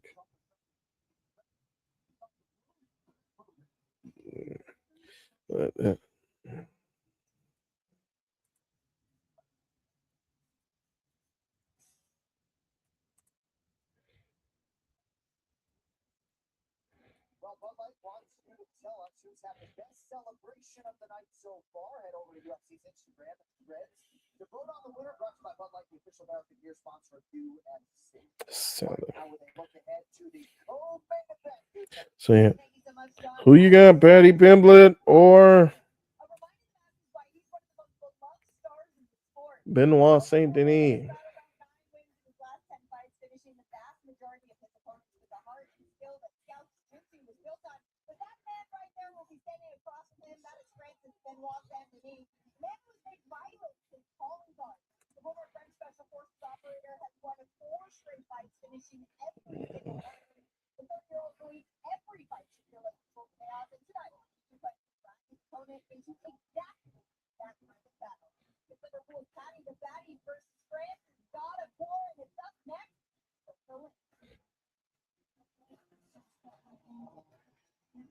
All right.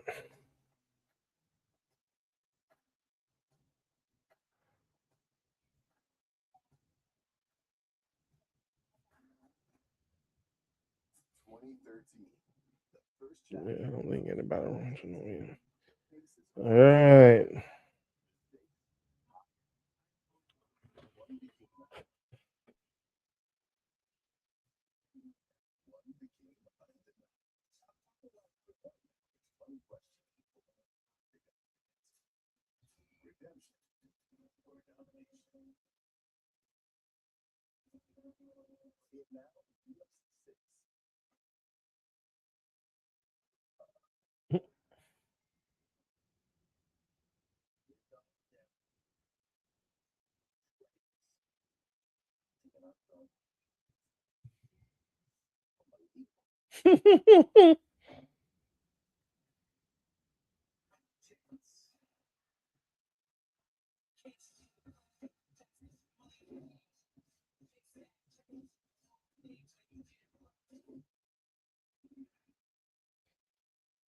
From Las Vegas for that edition of McGregor versus Holloway 2, protected by Superfly.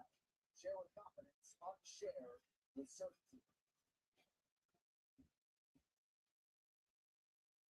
Back inside a festive raucous T-Mobile Arena as we get you rock the total event. These fight odds.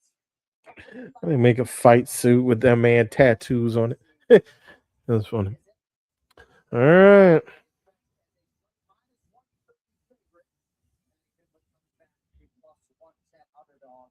We inch closer to closing time. Well, Patty Pimblett, no stranger to big fights. He had a monster one earlier in 2026 and another one beckoned tonight against the. Here we go.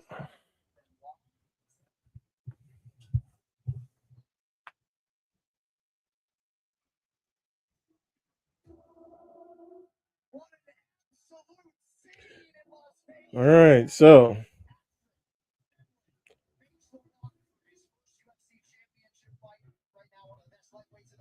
where the white women at? So,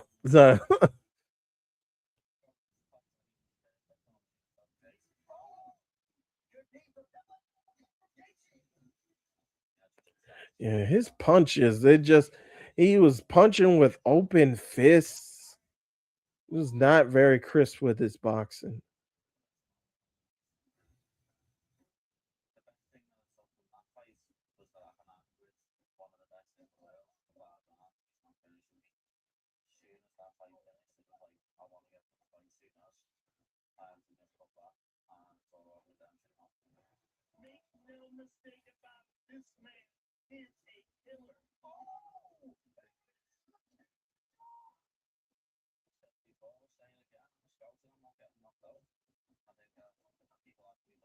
Where does that man get his hair braided at?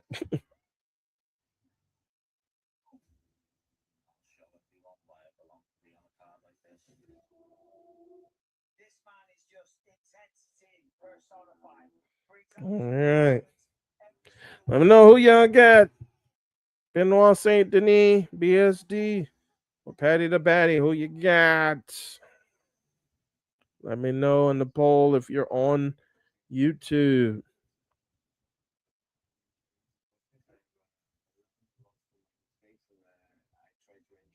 Benoit Saint Denis on a 4-fight winning streak. Last defeating Up and up and coming rising star in the lightweight division, Mauricio Holloway.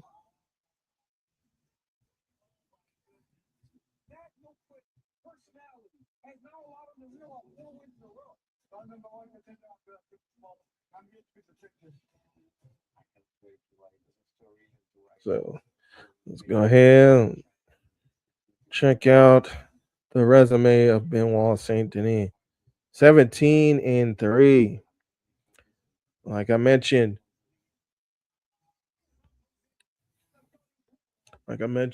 won his last 4 fights.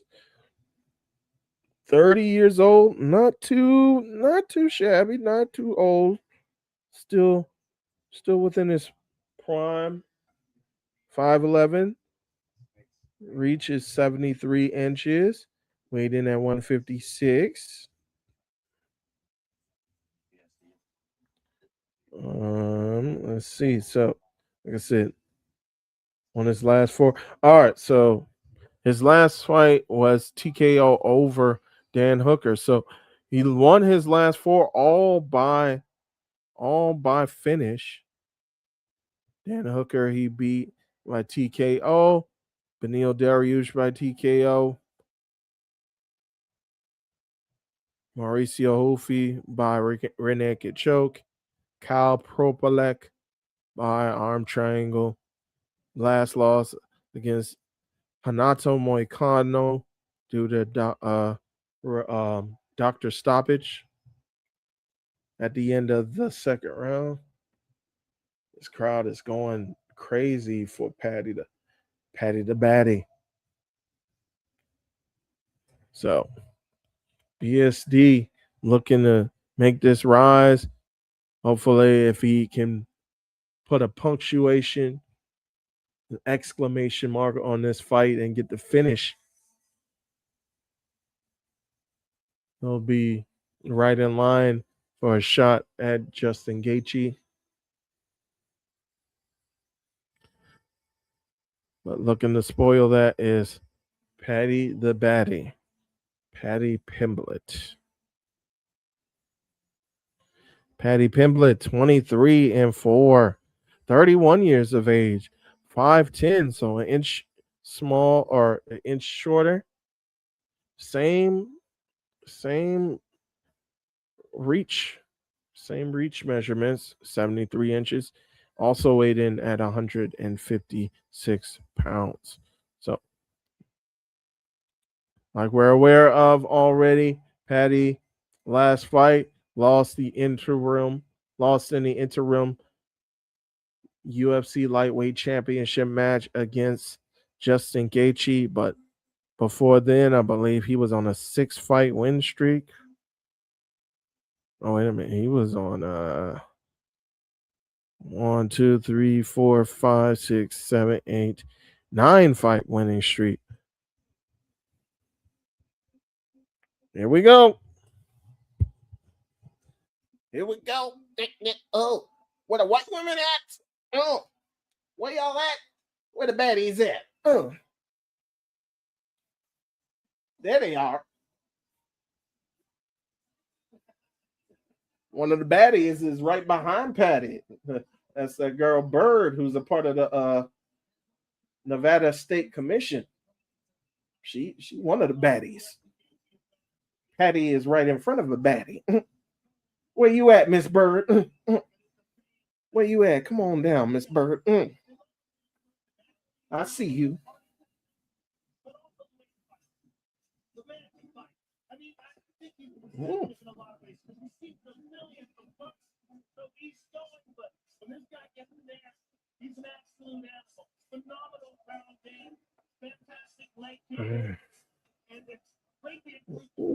Black dude with Gucci on next to John. Oh no! Oh, that's Arthur Jones. That's his. Oh, that's John Jones and Arthur Jones. I'm like, who is that man? That random black man with a blue Gucci shirt on. I'm like, and then why is he standing next to John? And then I was like, oh no, that's John Jones. That's John Jones' brother. Right. John Jones, he still has the kit on, representing his protege, Gable Stevenson.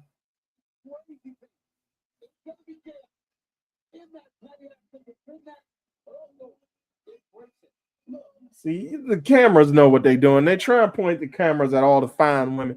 Y'all know what y'all doing, production truck.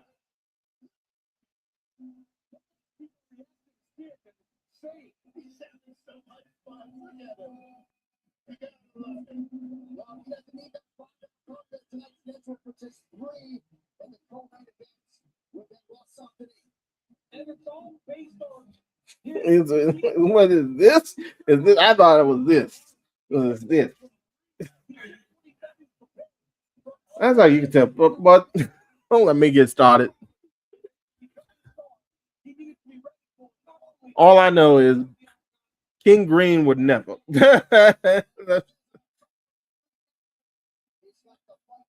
All right.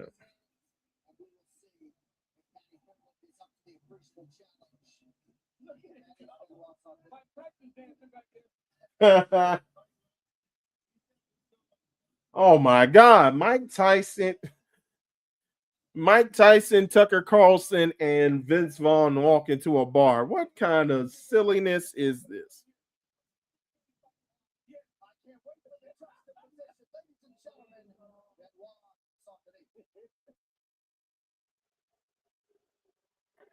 Here come the Bulls.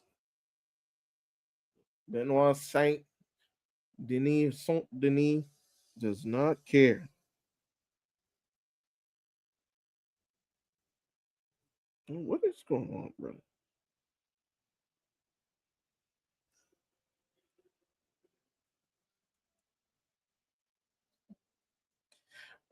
What in the Gregorian chat is this? This is the complete opposite.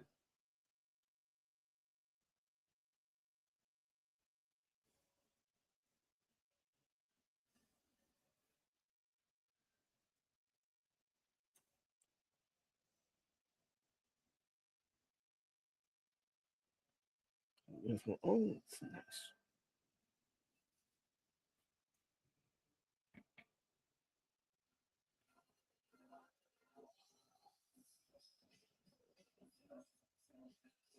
Oh, there we go. That's some French rap. French. It sounds like a sandwich. French rap. Let's go, Caleb. 4 steals. Backing up the stat sheet, baby. 5 3-pointers. Let's go, girl.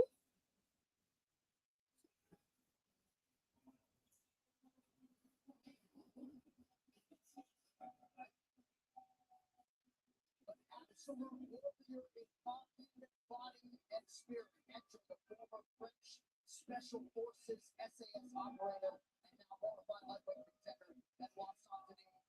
Dragon love with this martial arts never turned back and ready to present his best version. John, it's always great to be an American. Boy, to beat French right now. Yeah. The World Cup team in the semifinal. Still just pitched an absolute shutout at the White House. And now Benoit Saint is fighting on one of the biggest white cards of the entire year against Pat Triplett.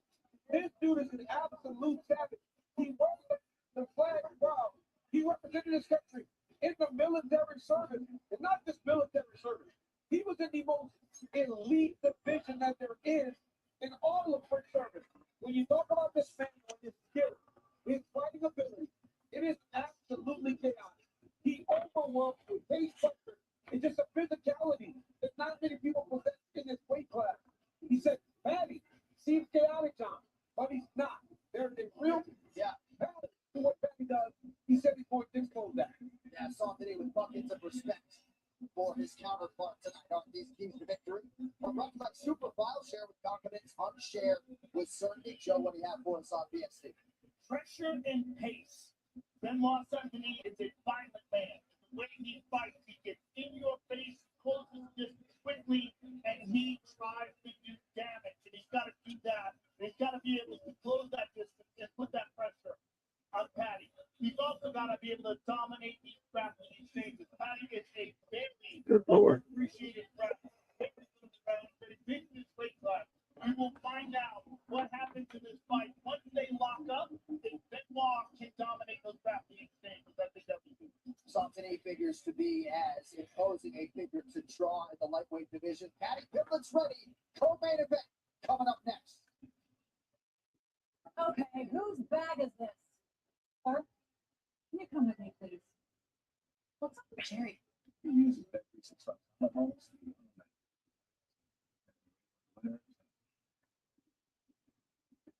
Look at yourself. Who finds the trend at Nacho? Oh,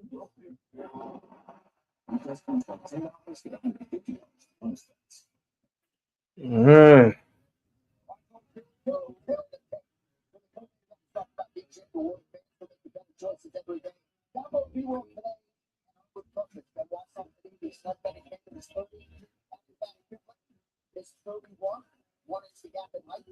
Let me know who you got, y'all. Who y'all got? There's a couple of people watching. Who you got? Patty or Benoit?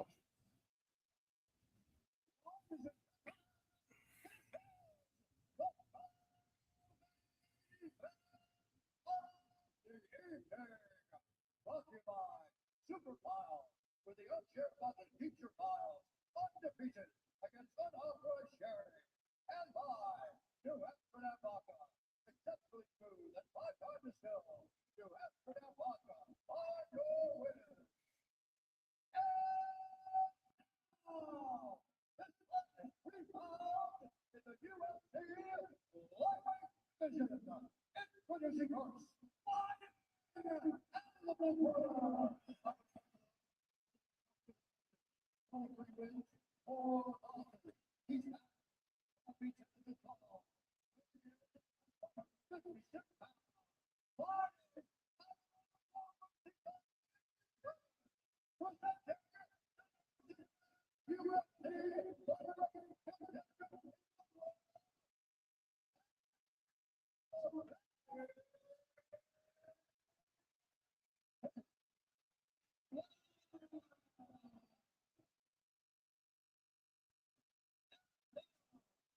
producing his opponent.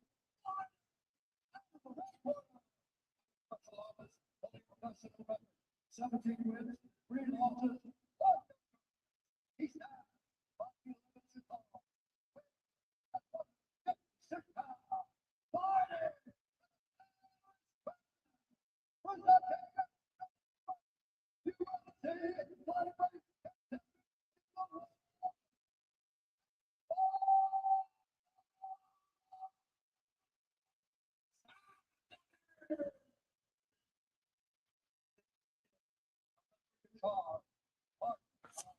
All right.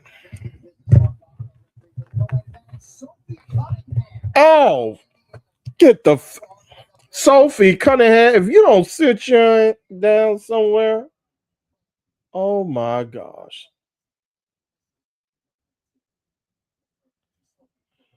Bro.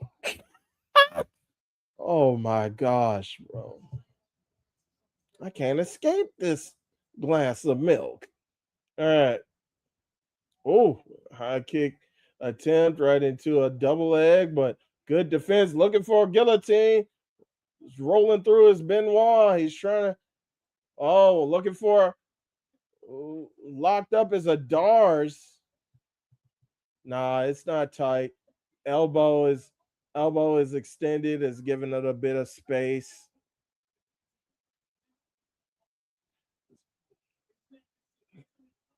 He's got to trap that leg if he wants to tighten up on it. Yeah, getting by. There we go. Oh, he's got the leg behind the back. If he could lock his legs together, he might have some. He's out. Game over. Patty Pimblett just like that. Submission victory chokes out Benoit Saint Denis cold.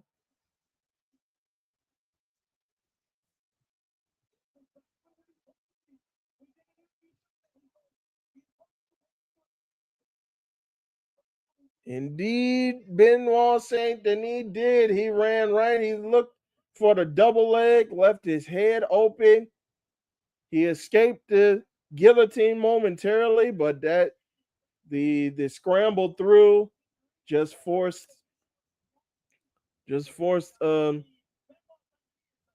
Patty to change his grip into a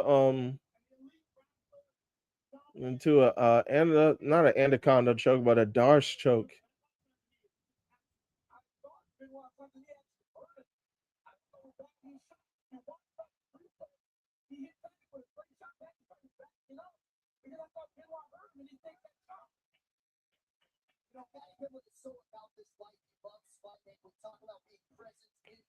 It's the thing, man. Now that big head kick. He sprawled through, looked for the guillotine, but then he tried to roll through, did Saint Denis, but then he left his arm open for the Darce choke, and then the leg over the head or the leg over the back was the thing that sink it in.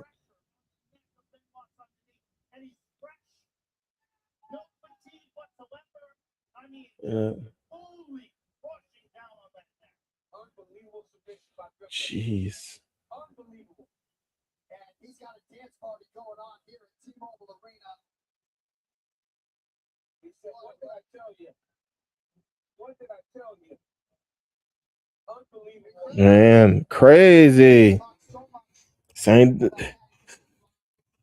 Denis. His rise has been halted for now. Paddy Pimblett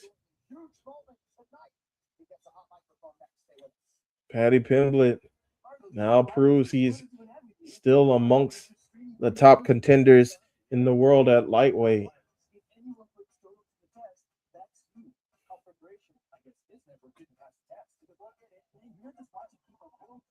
All right, let me close it before y'all be like, oh, I had Paddy the whole time. Nope. So nobody voted.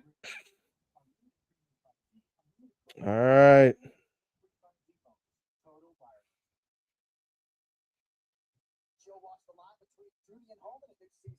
Let's see. Who you got in the main event?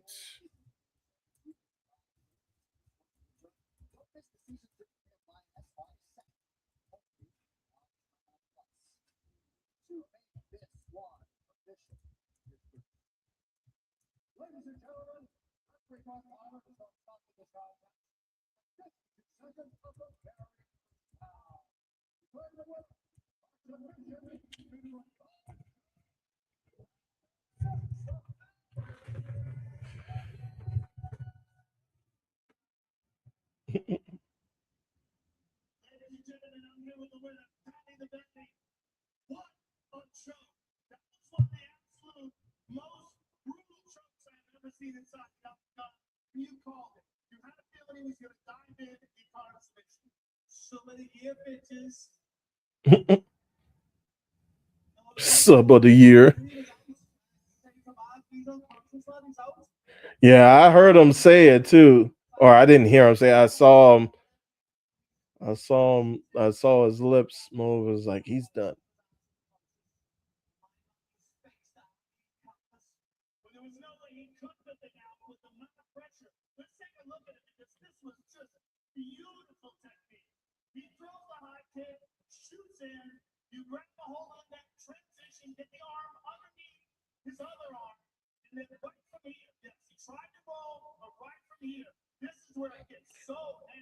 Look, yeah.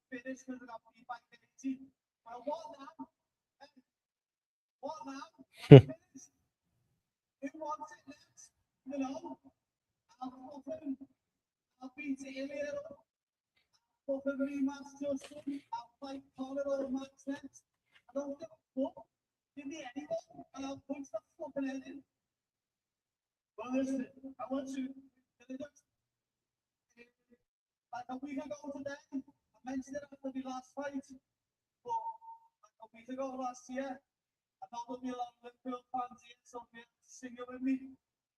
I beat the old job on his brother Andre. That was like a year ago last week. All the Liverpool fans will be able to sing it with me. Oh, we went to the 20. We went to the 20.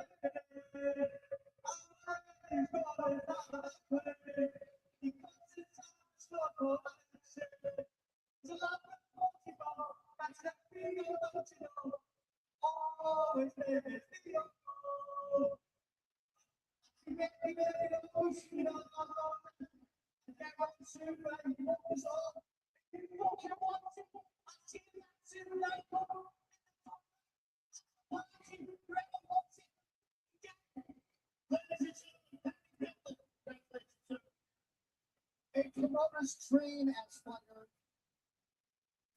and orator, Matty the Batty Pittman. All right. Big win for Patty the Batty. Really? They play Wonderwall? That's the party song? Oh, Shakur Stevenson, who has been signed to Zuffa Boxing. Oh, of course they're playing this song. Noel Gallagher in the house. Puka Nakua, wide receiver for the LA Rams. Drew Brees, Hall of Fame quarterback. Diego Lopez.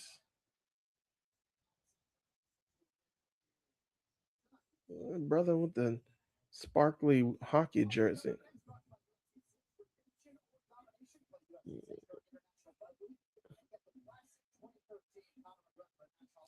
Oh, they rated UFC 6. Rated M for mature. Strong language.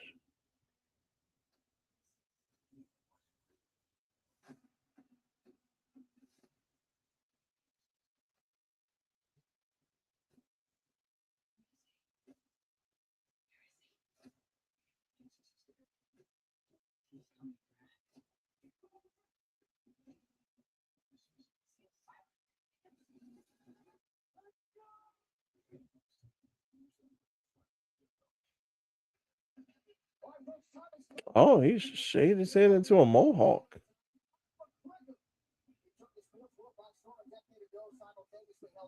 Kind of harkening back to his beginning days. Owen Roddy, his longtime striking coach.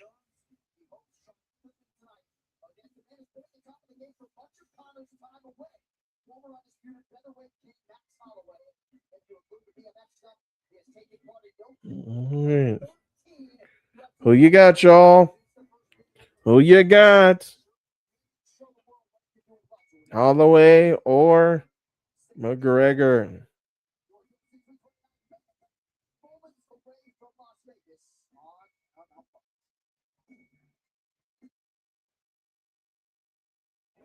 Okay, whose bag is this?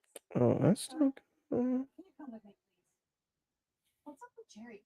He uses Bet365 sign-up bonus and won on that UFC fight last night. And been raised like the winner ever since. Look against that.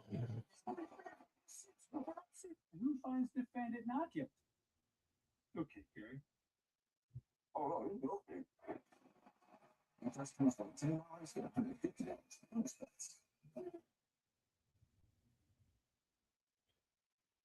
All right. What a week, what a night it has been here in Las Vegas, Nevada, as we have counted it down day by day, hour by hour to UFC 329. McGregor versus Holloway 2. Conor McGregor has done so much for this sport, and he gets that on the proven ground in a matter of months. And now live from T-Mobile Arena here in Las Vegas, Nevada, it is time for the main event for UFC 329. McGregor versus Holloway 2, presented by Superfile. Share with confidence, unshare with certainty. While Max Holloway is as beloved and accomplished as any fighter on the roster, Tonight, the eyes of the sports world might be more curious, though, about the returning man in the red corner, the notorious All right. Conor McGregor. Yeah, they keep, what is it? Pheromones and that. Why do they keep shooting out that mist?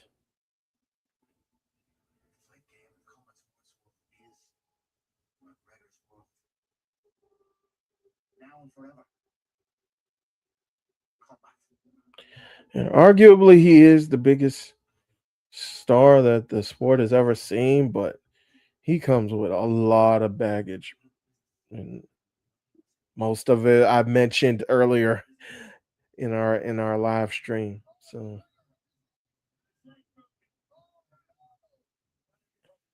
and that's the thing too. I think they were talking about it before. I think it was MMA Junkie that were discussing it, and they were talking about how Chris Weidman kind of alluded to not being the same, like taking a while to throw that leg kick after he broke his leg against Uriah Hall, and how on his comeback is like he was so hesitant to throw it, but when he threw it, he was like, "Okay, I'm good." So it'll be interesting to see, I should say, because they're showing all the highlights, but all of these highlights came from like 10 years ago. So like 8 to 10 years ago. So we got to see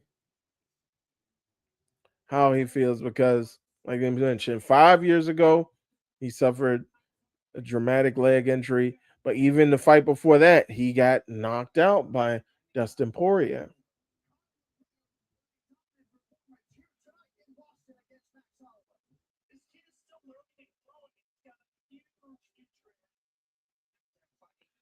Yeah, so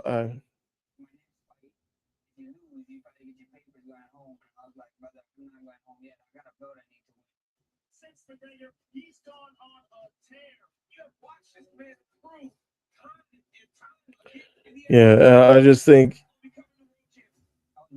before he was shifty enough to move out the way and be shifty and be quick, but I just think like time goes against you. Speed is already the first to go.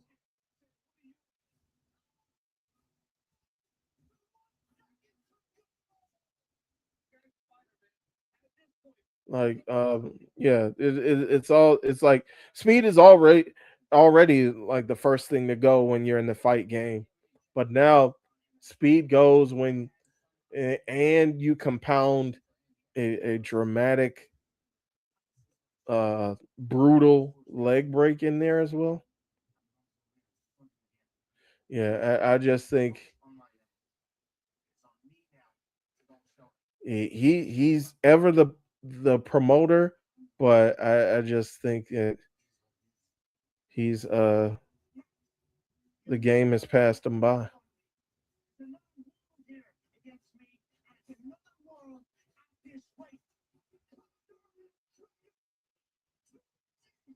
He wants to come back with a bang, so he's going to be looking for a KO finish. And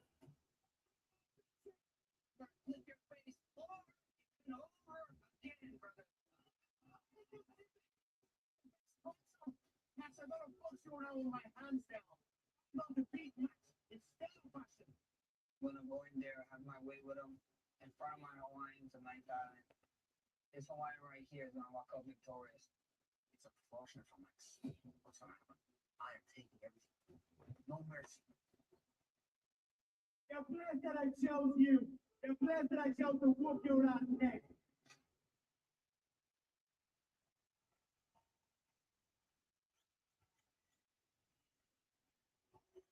All right, here we go. And now the walkouts are about to begin.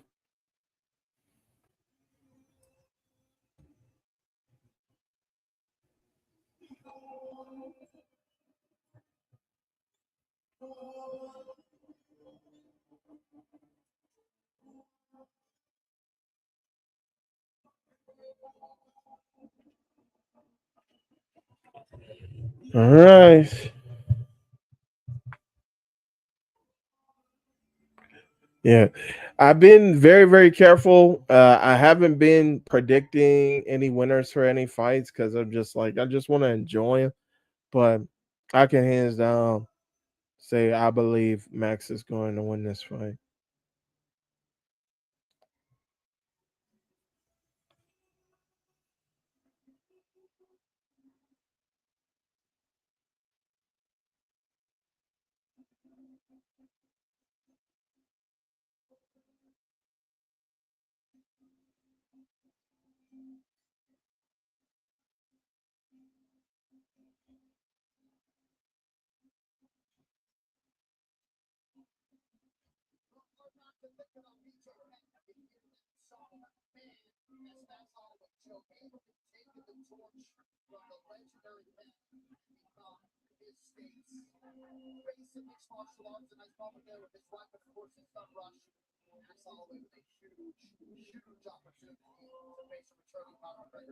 I mean, he is one of the all-time greats, one of the absolute all-time legends, one of the best featherweights of all time, BMF champion. Don House, will you let them doggone dreads go? Don House, you getting the Jerry Rice territory. Let them doggone locks go, bro. Holly Market. Someone just put $900,000 on Max Holloway to beat Conor McGregor tonight. This massive trade pays out $1,258,797 on Polymar. Golly.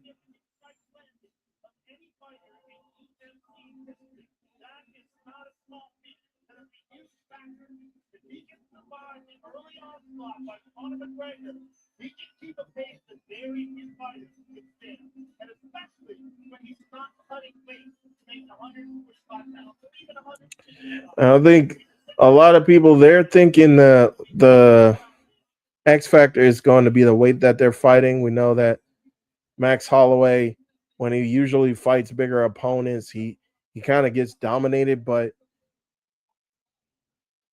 Conor isn't used to 170 either.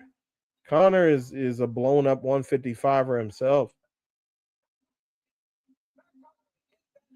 So, and again, he hasn't fought in the last 5 years.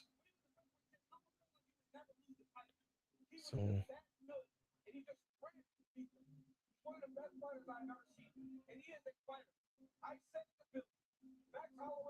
anybody in any way because he does not give. He's got that Hawaiian spirit. And tonight, he looks to make something right that he thought went wrong so long ago. He reeled off 13 straight wins after the first meeting with Conor McGregor. And tonight, in his 33rd UFC appearance, McGregor shows up in his first move. All right, here we go. Conor's about to make the walk.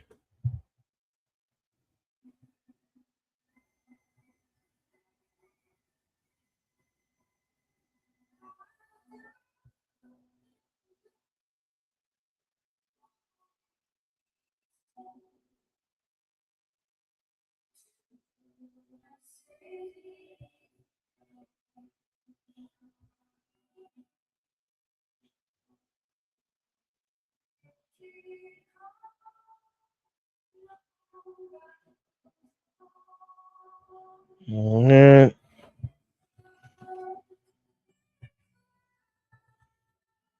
11:30 over here in the East Coast.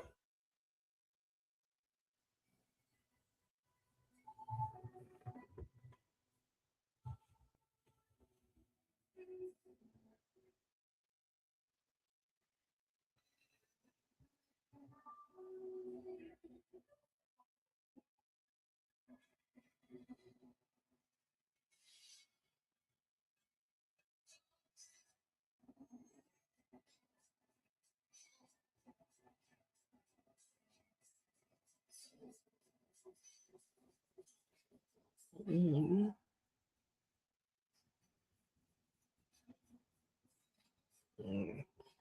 I won't believe it until he gets in the cage. He still ain't in the cage.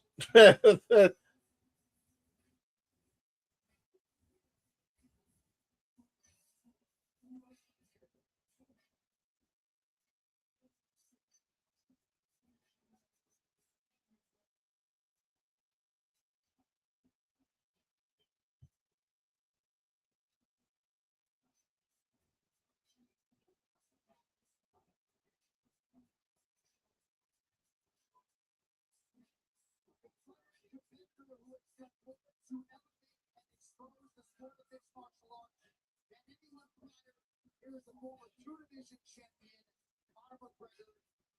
He has called this game the comeback of all comebacks in sport history, and he is excited to go into the year. Well, you know, what Conor McGregor is saying, this is the guy that so many thought would never fight again. But here we are on the doorstep of the return of the biggest star in mixed martial arts history. I talk about the comparison, and they do not live in mixed martial arts. Talk about a guy that elevated the entire sport. Now, Conor McGregor's fun. Conor McGregor can talk. But that talk, you know, that's not what you get out of fight. Conor McGregor won and he won at an elite level. That's what makes it special. Let's see if he can recreate that one more time. Reality is, it's not supposed to happen. And if anybody can make it happen, it's the story of Conor McGregor. The fact that it's not supposed to happen is what makes me so excited because we want to believe.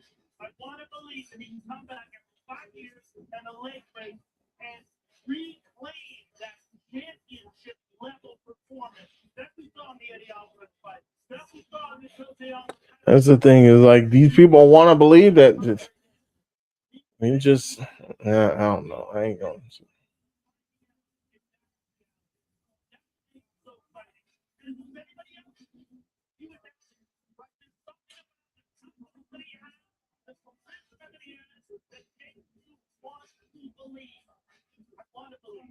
Well, it feels like he's done all the requisite physical and mental work.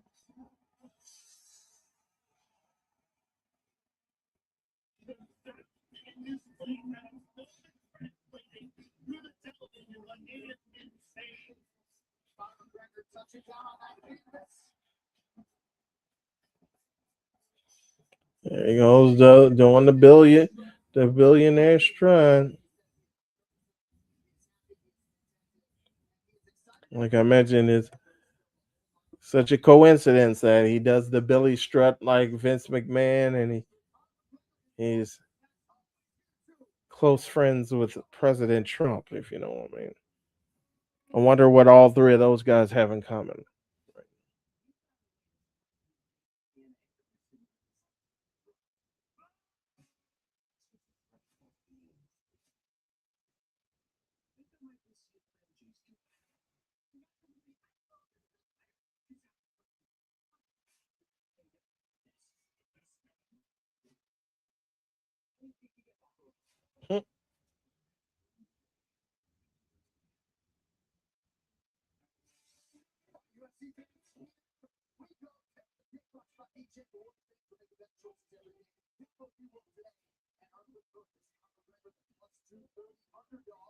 Is 37, Max Holloway is 34, 2 inches. The difference in height.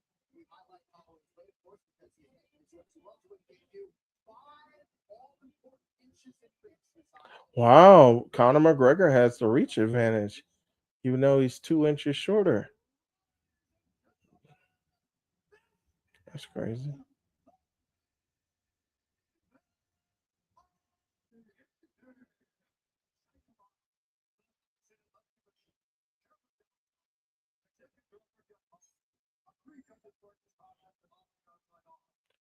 I know there were some people that were saying maybe Max shouldn't go all the way up to 170. Maybe he should give himself a little bit of cushion, like 165, so he could still feel agile enough. But he does have a dietitian who is helping him out with gaining the weight appropriately. So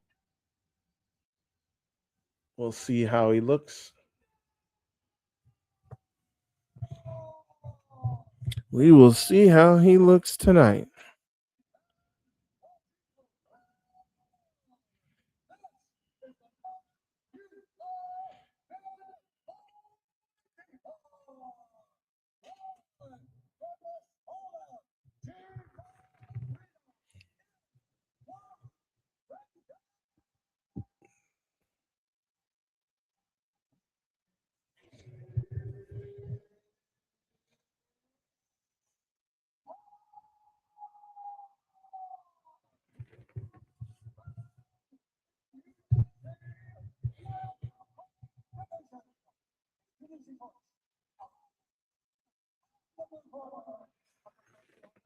All right.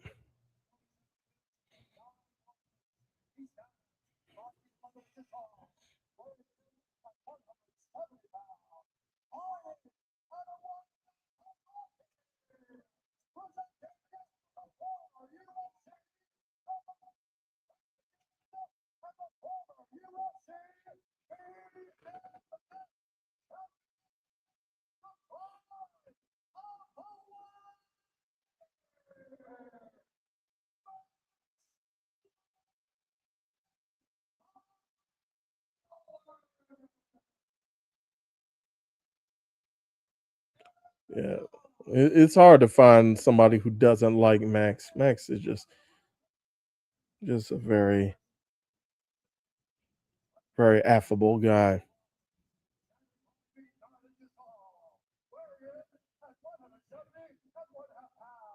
You can find a whole bunch of people who don't like Conor McGregor.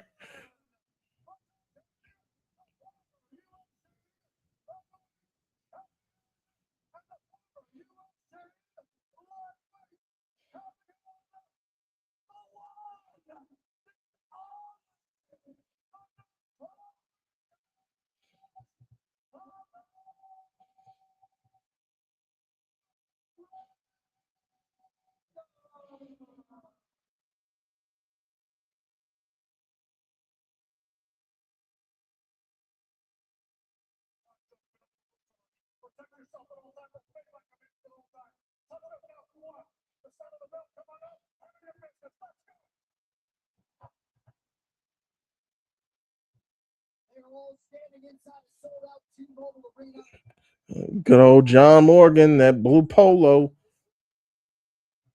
Shout out to John Morgan. Tremendous writer. Also play-by-play guy for CFFC. Oh, McGregor coming right out throwing a kick, testing that leg. But every time he throws a kick, he falls down.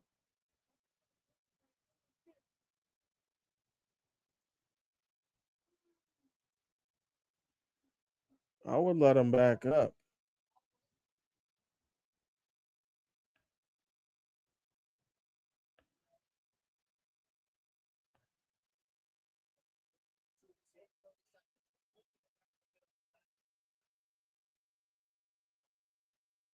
What? Why is he slipping? Was he compromised the whole time?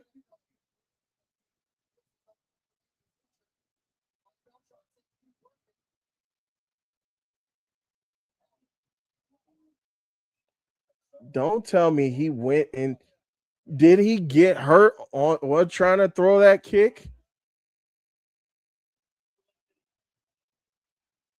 Oh, wow.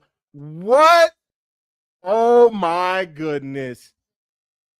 Conor McGregor is done.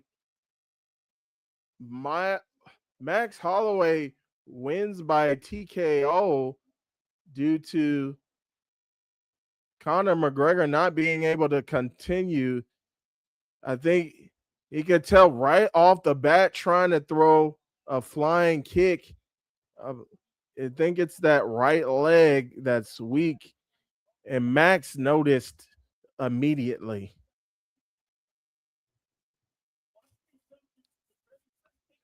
This is ridiculous. Wow.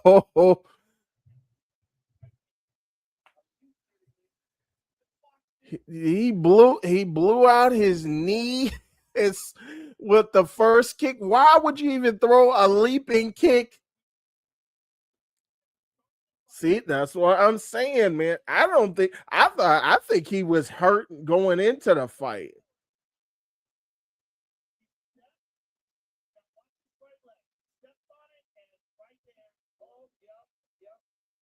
Oh, he felt it. Yeah, he knew it. And then he picked up that leg gingerly. Oh, yet again. And Max knew it too. Like the third time. And then Max knows it now.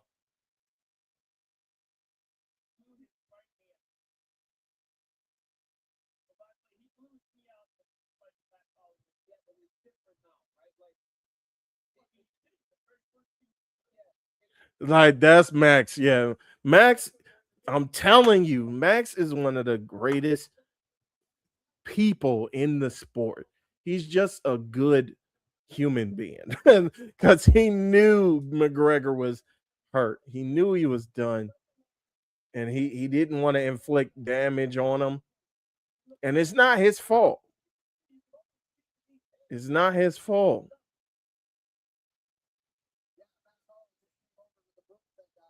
Sort of intimating maybe we got to run it a third time. I mean, what do you do with that? Well, I mean, everyone's so mad. That this is crazy. They are so lucky that the rest of the main card was amazing.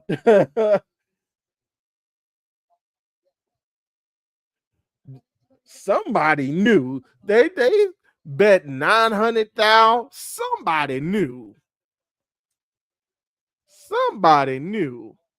Unless they was that Puka?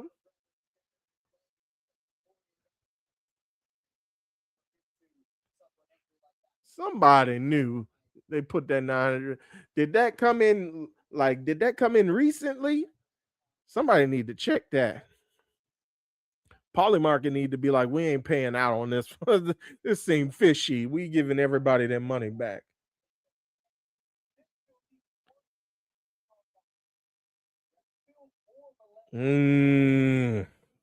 Well, let me go ahead and don't y'all say Max gonna win now. Let me close this poll out. This is crazy. This is ridiculous. I'm glad I ain't put no money on. I was gonna put money on Max anyway, but oh.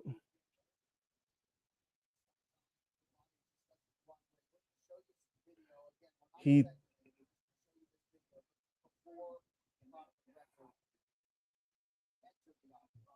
That's what I'm saying, man.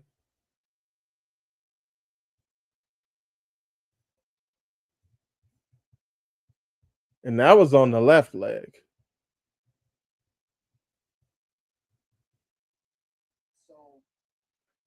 Okay. That's what I'm thinking, John. I'm thinking he came in with an injury and he just talked it up.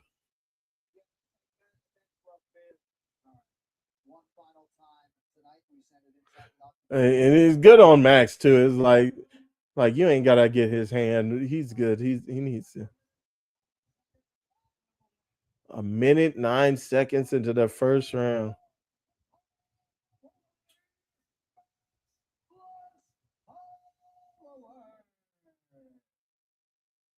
Ladies and gentlemen, I'm here with Max Holloway. Connor's leaving. I'd like to talk to him, unfortunately. Hey guys, let's give it up for Conor McGregor, guys. What an absolute animal. When he was in here, he kept trying to say, oh, trying to go on the fight. He came out in the fight off. Hey, but you guys are lucky because there's going to be a Holloway versus McGregor tree now. Let's get this fucking fight.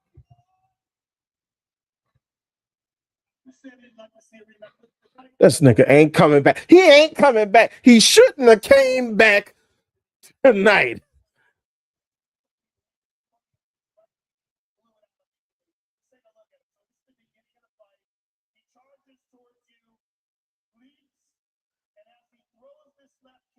Take a look at his right leg. Look at the position it's in. Bam. Blows out right there. What can I say? Speaking the knees, I guess. Oh, that's for a dad joke. Dad joke. You noticed it immediately that there was something wrong. You were telling the referee he can't fight. You see it pop out there. Yeah, what's wrong with him right now? It is what it is. Sit down Hunter, sit down the UFC. So much hype for the night, right? Yeah, gotta run it back one more time. One more time for the boys. Well, it would be nice to run. It would be nice to see the actual fight, right? 100%. 100%. 20th fighter in UFC history with wins in 3 different weight classes.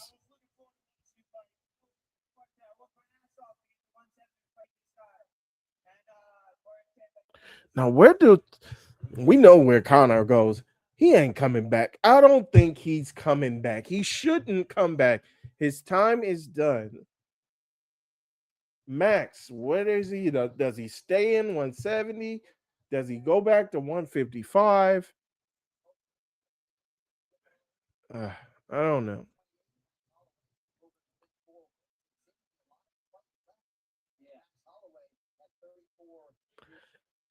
Like they said, this is anticlimactic, but I'm glad.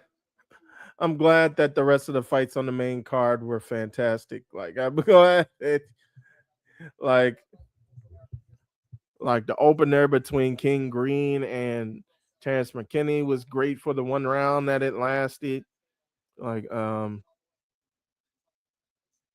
Mario Batista and Corey Sandhagen had a heck of a fight.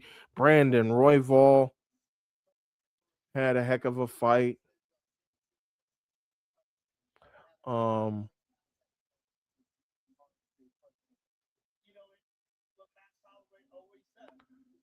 um Patty the Batty had a tremendous finish.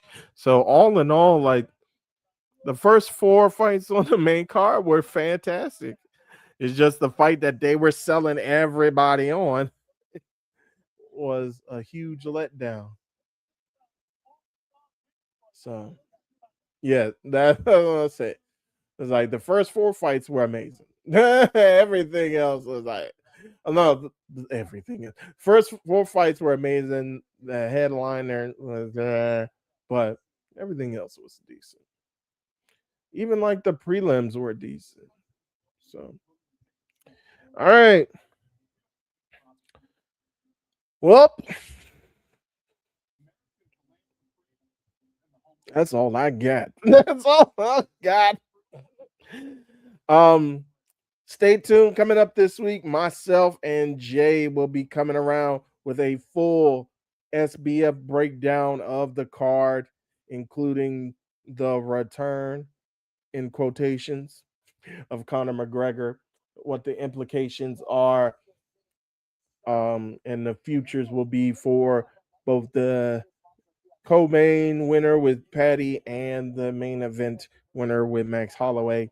We'll also dig into some of the stuff that I talked about on This Week in MMA, a new weekly segment that I'm hoping to stay consistent with every Wednesday. I'm hoping to have it out for you guys. It's going to be a brief, hopefully between 7 and 10 minutes of just me going through everything that happened within the week previous and also coming up within the sport of mixed martial arts. Not just talking about UFC, but also PFL and also other um, other promotions both inside the United States and outside of the United States that are making a big difference. And we'll see if what most valuable promotions ever come back with another MMA card. We'll keep also with news outside the cage, such as the PFL having a new chief communications officer, in Susie Berkowitz. Also, the ongoing class action lawsuit between the class of Cajun Johnson and Zuffa. So we'll get a little bit more in detail. I did quick hits on those in This Week in MMA last week, the debut episode, but myself and Jay will talk about that in more detail coming up this week. So keep your eyes peeled for that. Again, if you are not already subscribed, please consider subscribing here on Nefarious Media Network. And if you're watching on Styles Break Fights YouTube, please consider following us here on those respective YouTube channels, as well as all of our social media, Nefarious Media Network, on all things, whether it be TikTok, Facebook, Twitter X, Blue Sky, all the things. Just search Nefarious Media Network. We should pop up with that good old NMM. NMN. It's the reverse of Eminem. NMN. That golden crown. shining above all. Go ahead, consider subscribing to us for free on all of those social media platforms. And again, if you have a little bit of change in your pocket and you are so inclined, please consider following and subscribing to us on I'm about to say podcast, on not Podbean, patreon.com / Nefarious Media Network. $3 gets you in the door for over 300 hours of pure, unadulterated audio entertainment. We also are having some exclusives, including an exclusive Ring Theory interview with the dashing playboy, I believe, or the ravishing playboy, Trip with Rogers. You can tune into that only on patreon.com / Nefarious Media Network. So there you have it, folks. Oh my God. Here.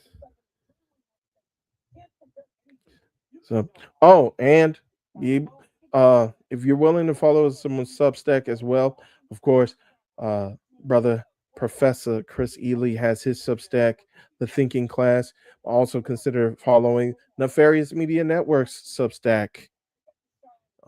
Shout out to those who are watching on the Substack now. Appreciate you guys. First off, let me go ahead and check to see if it's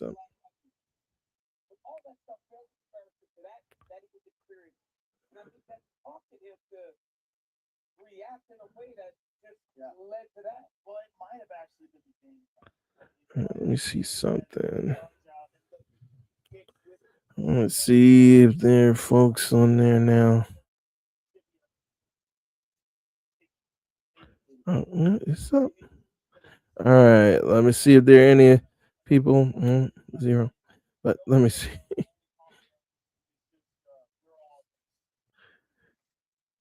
All right, no chat, but we appreciate you if you got the chance to even peek in for a little bit on the Substack as well. But if you're so inclined, go ahead, check us out over on Substack.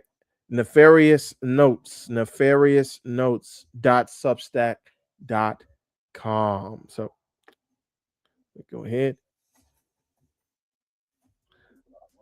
and play the music on there.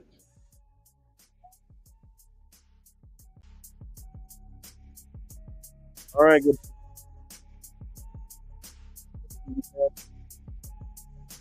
Appreciate you all joining me.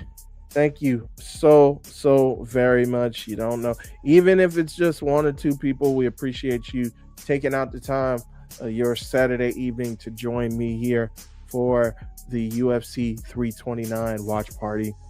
Again, very anticlimactic ending as Conor McGregor loses via TKO due to an injured right knee.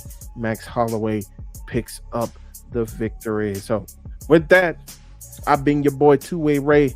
You've been you, and we've been locked in to another watch party installment here on Styles Break Fights, presented by Nefarious Media Network. So until next time, God bless you, God keep you. Good fight, good night. Peace out. See you guys next time.